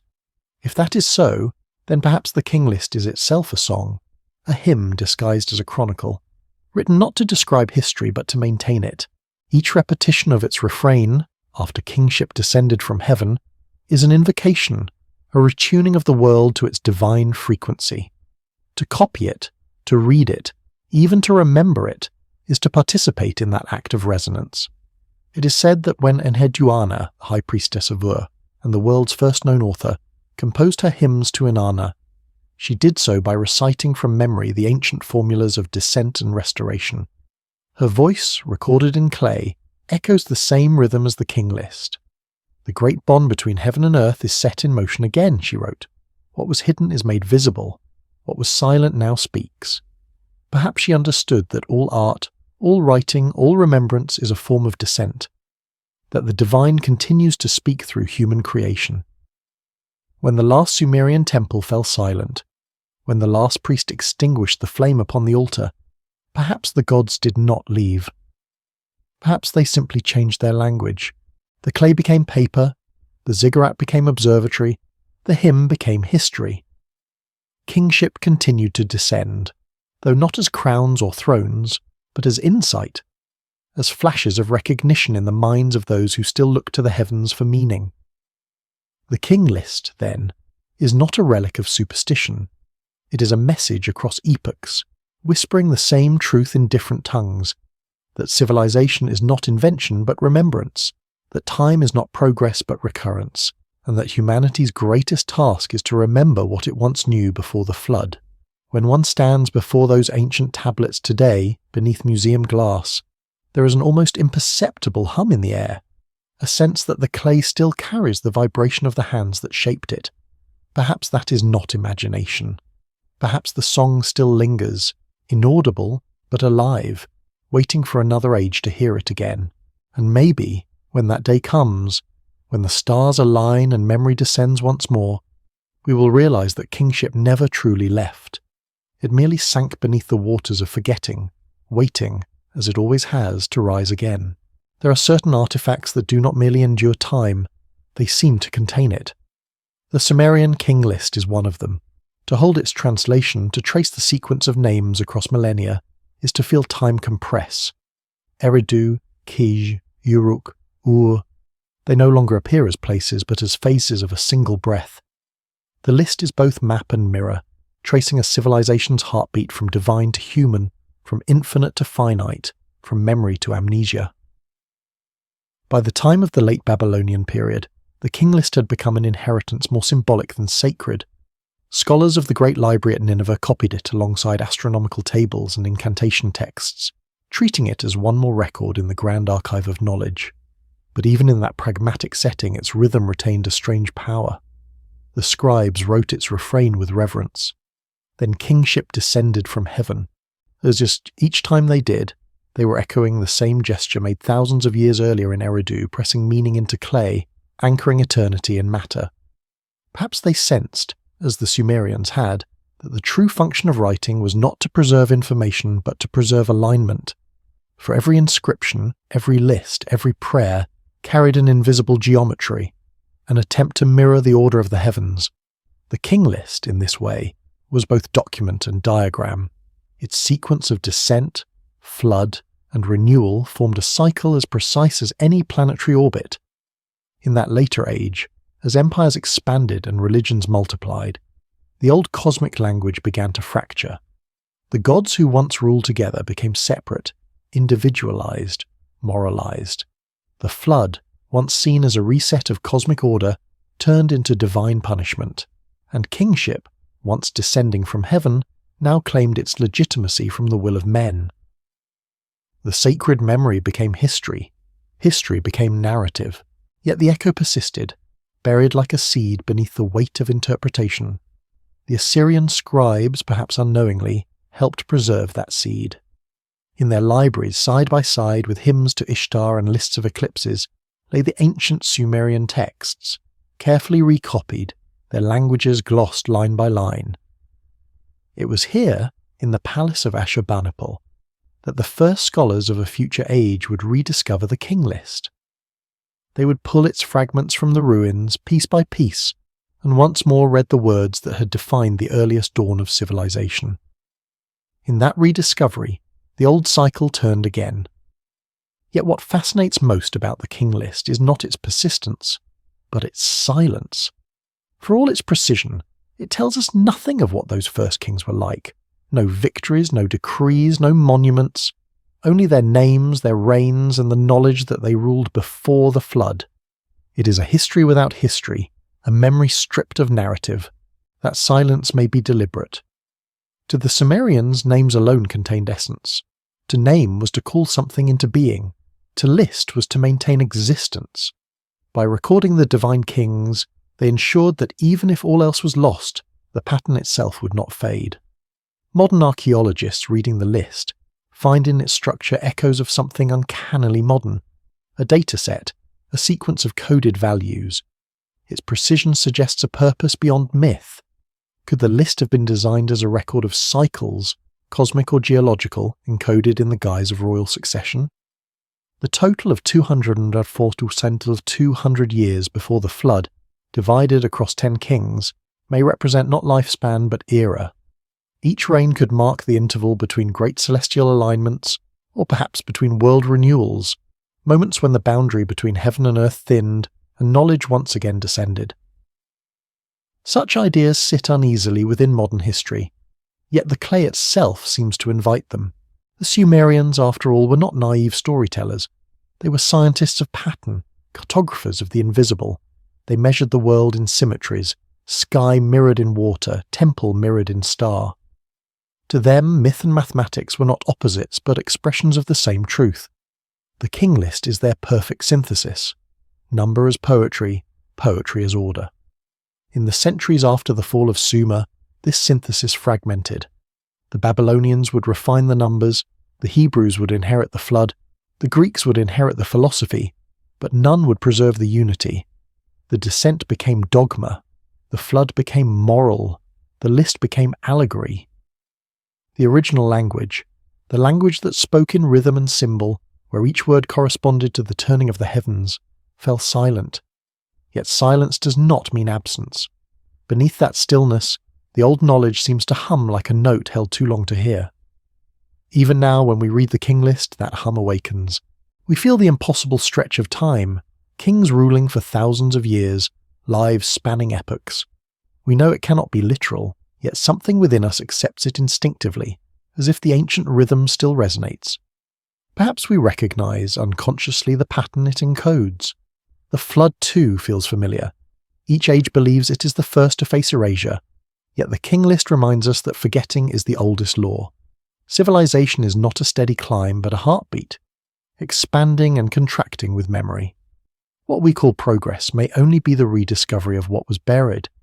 If that is true, then every renaissance, every awakening, every rediscovery of ancient truth is another descent, another moment when the heavens briefly align with the earth.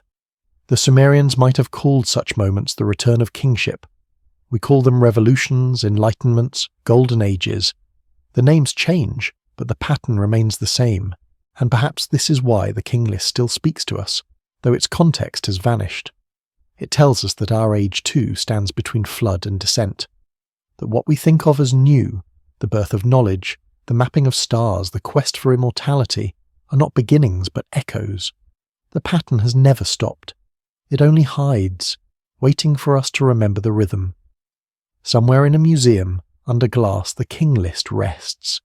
Its clay surface, fractured yet intact, bears the marks of hands that have long since returned to dust. But within those wedge-shaped lines lies the memory of light descending into form, of sound becoming word, of eternity pressing itself into matter. To read it is to listen to the oldest prayer of civilization. That order will return, that memory will survive the flood.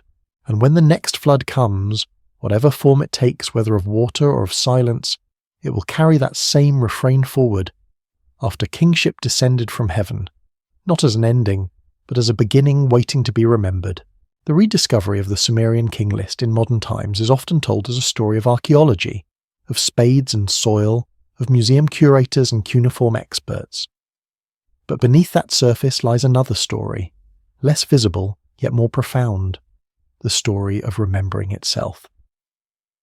When the first scholars brushed away the dust from those tablets in the early 20th century, they were not merely uncovering history. They were completing a circuit, rejoining a dialogue that had paused for thousands of years.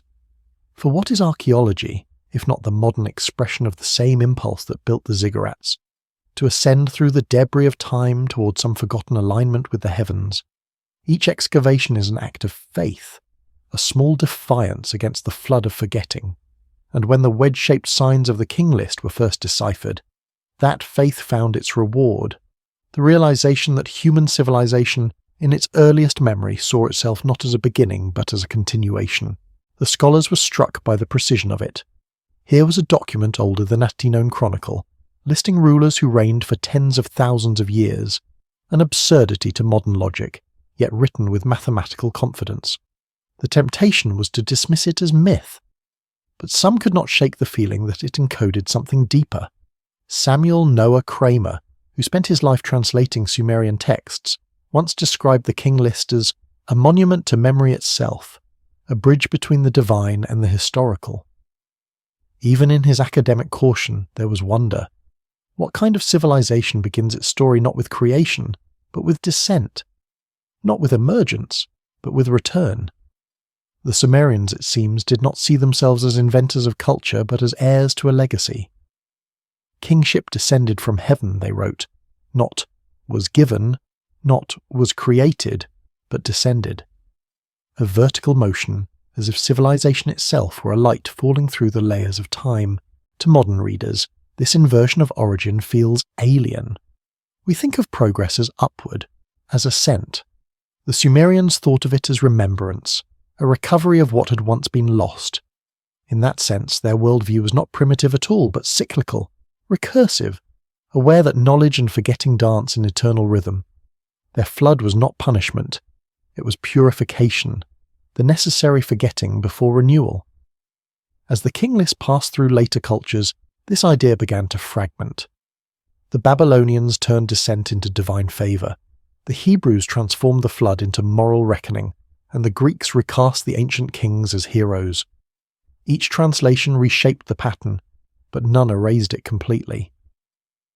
The Sumerian template, the pulse of descent, flood and restoration, survived like a heartbeat beneath all mythology.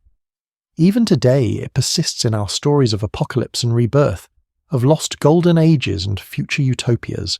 We too tell ourselves that something once descended and will return. We have simply forgotten its language. In that light, perhaps the King List was never meant to be understood literally. It was meant to be heard. Its numbers and names were rhythms, its sequence a liturgy. To recite it was to participate in the same vibration that shaped the cosmos. The act of reading it, whether in a temple 5,000 years ago or in a museum today, is a continuation of that vibration. We become, for a moment, the scribes of the divine, pressing memory once more into matter. It is strange to think that the Sumerians may have known this about us, that they wrote not only for themselves, but for those who would come after the next flood. The durability of clay was not an accident. They chose it precisely because it outlasts flesh, wood, even stone. Clay endures fire, flood, empire. It sleeps beneath sand until the next age is ready to remember.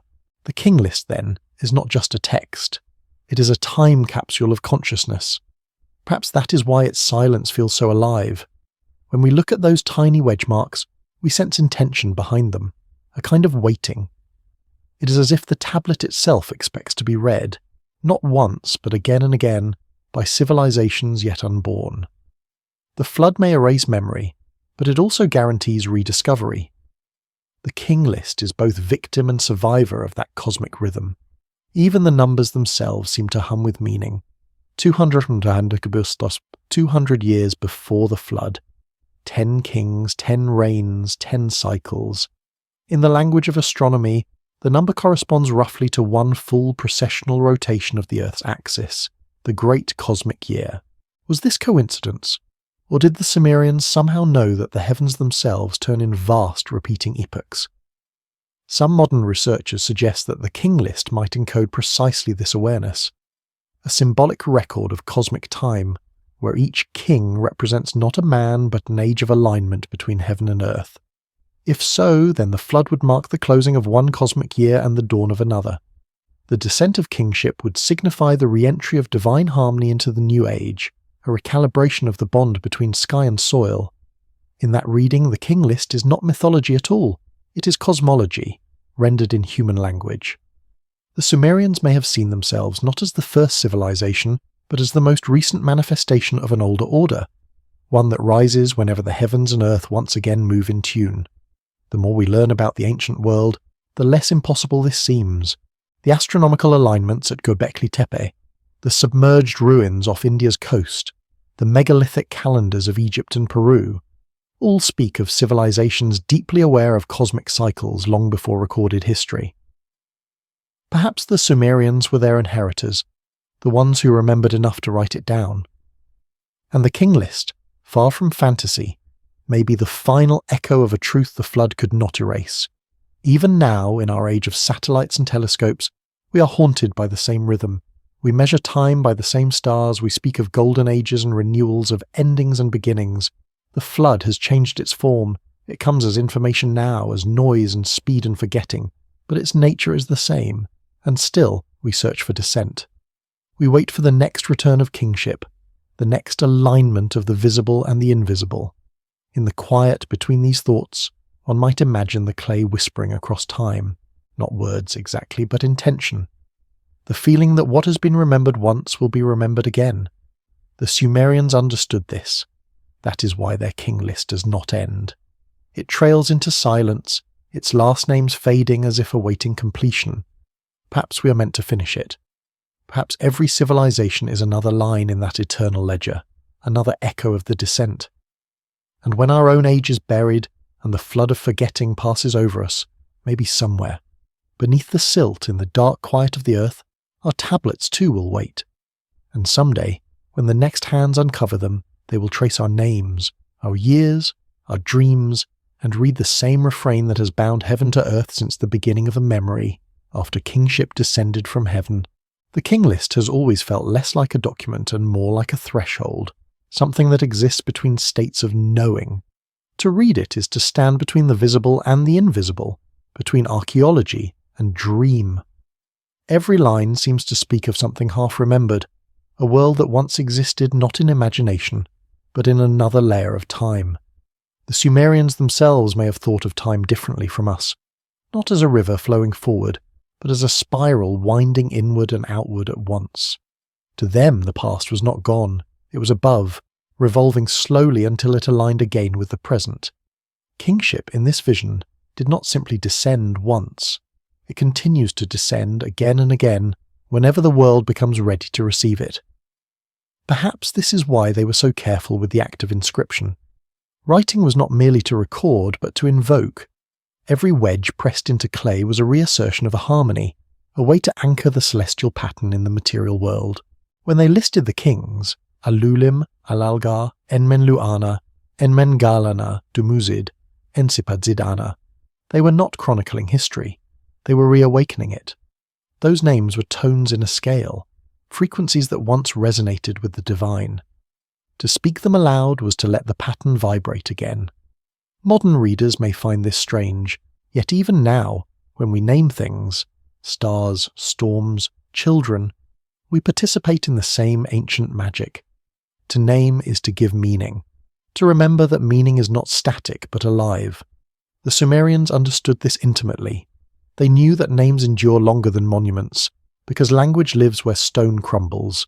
Their King List endures because it is not a monument, it is a voice. And yet that voice carries sorrow. Beneath its ordered rhythm lies a quiet lament for what cannot return. The flood, though cyclical, is also irreversible in one sense. Each descent brings change. The world after the flood is never the same as the world before it. The divine pattern re-enters, but always in altered form, filtered through new consciousness. The Sumerians knew this too. Their myths speak of gods who walk the earth only in disguise, of divine wisdom that returns as dream, art, intuition. Kingship may descend again, but its crown grows lighter, its radiance dimmer. In the ruins of archaeologists found small amulets shaped like spirals, thin gold sheets etched with symbols no one fully understands. Some believe they represent eternity, others the coiling of rivers or the path of stars. But one scholar suggested something simpler, that they are the visual echo of the King List itself, a pattern without beginning or end, forever descending and ascending, folding time upon itself. The amulet, like the tablet, was a memory of memory. The Sumerians lived at the confluence of opposites, heaven and earth, gods and men, memory and oblivion. To them, the world was not divided but mirrored. The sky was the reflection of the sea, the flood below answered the flood above. Eridu, their first city, was built at this meeting point, where the sweet waters of the rivers mingled with the salt waters of the abyss. It was here, according to their myths, that the first king reigned when kingship descended from heaven. Imagine that moment, not as myth, but as memory. A time when the stars were closer, when knowledge flowed freely between planes, when the boundaries between body and light were porous. Perhaps this is what they meant by descent. Not an arrival of beings from the sky, but the infusion of consciousness into matter, the awakening of the divine within the human. The flood then becomes something else entirely, not punishment, not catastrophe, but forgetting, the necessary veil that allows each age to begin anew. Without it, memory would become prison, creation would stagnate. The flood clears the field so that kingship, in whatever new form it takes, can descend again. Our age too knows the rhythm of flood and descent, though we name it differently. We speak of collapse, renaissance, evolution, rediscovery. But the pattern is the same. We lose what we once knew, and in the act of seeking it, we are transformed. The King List, if it teaches anything, teaches that memory itself is divine, that even in forgetting we serve the larger rhythm. There is a curious line in one damaged tablet. When the count of kings was lost, the heavens grew silent, and men dreamed of the light. Perhaps that is where we are now, living in one of those silent intervals, dreaming of the light. Our telescopes peer into the same heavens the Sumerians watched, but we call our search by another name, science. We are still waiting for kingship to descend, though now we imagine it as knowledge, as truth, as connection. In this sense, the King List has never ceased unfolding. It extends beyond its clay boundaries, its refrain echoing through every age that seeks meaning in the cosmos. When we map the galaxies, when we decode DNA, when we write stories about lost golden ages, we are extending the same line of descent. We are adding our own names to the invisible ledger.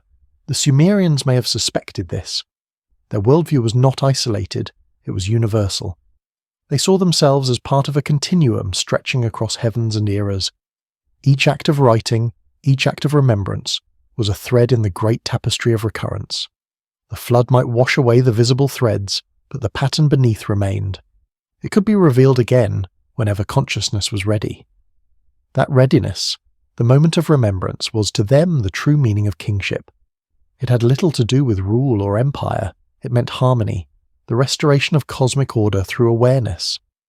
Kingship was the state in which humanity remembered its place in the design of things, and so long as one voice, one scribe, one human heart could still recall that alignment, the descent was never truly ended.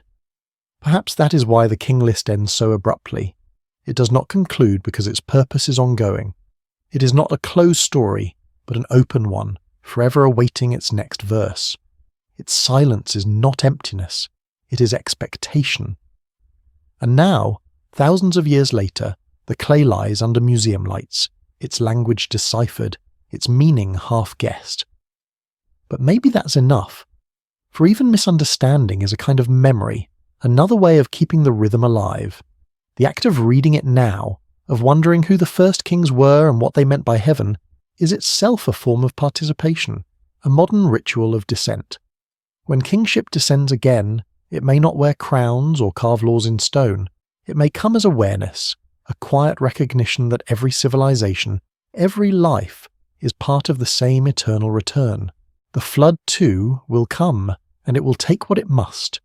But as the waters rise, the clay will wait, and the memory will endure, ready once more to whisper its refrain to another world that has forgotten. After kingship descended from heaven. The clay is quiet now. Its edges, once sharp, have softened with the centuries. The wedges that once glimmered with divine intent dulled into gentle grooves. And yet, the silence of the Sumerian King List feels alive. It hums with the residue of purpose, like a chord struck long ago that still vibrates in the air. We stand, millennia later, at the far end of that vibration, listening, not to the words, but to what they awaken. If the list began with descent and flood, it ends, as all things do, with silence. But perhaps silence was always its destination, for in Sumerian thought, silence was not absence, it was potential. The void before creation, the deep before the gods spoke. To them, everything that exists must first be remembered in silence before it can return to sound. The flood was that silence made visible, a cleansing of noise so that the next descent could begin. As modern beings, we live surrounded by noise, by the constant hum of motion, thought, invention. And yet, beneath it all, there is still that Sumerian rhythm, the quiet knowledge that everything we build will one day be buried, that our towers of glass and code will be the ziggurats of another age's archaeology. The King List does not mourn this. It accepts the rise and fall as the heartbeat of eternity. It tells us that there is no tragedy in impermanence, only in forgetting the pattern. The last lines of the list, fragmented, incomplete, feel almost deliberate. They taper off, as if the scribe had run out of clay at the exact moment that words could no longer contain the meaning. Or perhaps he knew that to end would be to break the cycle, and so he left it open, trusting that another hand, another civilization would continue it. That in itself is a faith beyond religion, the belief that remembrance is self-sustaining, that the pattern will always find new instruments. The discovery of the King List in our time, so far removed from its origin, was not coincidence. It arrived when the world was again asking the same questions. Where did we begin? What lies beneath the stories we call history? Are we too part of something that has descended before? In an age obsessed with data, replication and continuity, the King List speaks like an ancient mirror. It reflects our hunger to preserve, to inscribe, to resist the flood that now comes not as water, but as forgetting through abundance. To the Sumerians, clay was divine precisely because it could hold memory. It was the element of continuity, drawn from the riverbanks where life began. To press a sign into it was to leave a fingerprint in time itself. Today, our digital inscriptions, our archives, our networks are not so different. We still seek permanence in impermanence, meaning in repetition. We too write our own king lists, lists of rulers, of revolutions, of ages and discoveries. We recite our own myth of descent, only we call it evolution, progress, awakening. And yet the heart of the message remains unchanged, the recognition that what we inherit is never fully ours. The Sumerians taught that kingship does not belong to man, it descends through him. Civilization, then, is not a creation, but a participation, a tuning of the human spirit to the harmony that pervades the cosmos. When that tuning falters, the flood returns. When it is restored, kingship descends once more. What then is kingship in our age? It may not wear a crown. It may not rule with laws or armies. It may arrive as understanding, a quiet, collective reawakening of pattern. Perhaps it is the rediscovery of harmony between human and earth, between mind and cosmos. Perhaps every renaissance is another descent, and every dark age another flood. The Sumerians would not have found this thought strange. They believed the gods spoke through cycles, through the orbit of stars, through the renewal of fields, through the rise and fall of cities. To them, history was a divine language written in recurrence, Each flood erased the old grammar so the new could be spoken. The King List is that grammar's most enduring fragment, a surviving page from the endless book of creation. It is no accident that it was found when humanity began once again to look beyond its horizons, to dig not only into the earth but into the heavens. When we turned our telescopes to the stars, when we listened to the radio waves of the cosmos, we were performing the same ritual the Sumerians enacted on their ziggurats.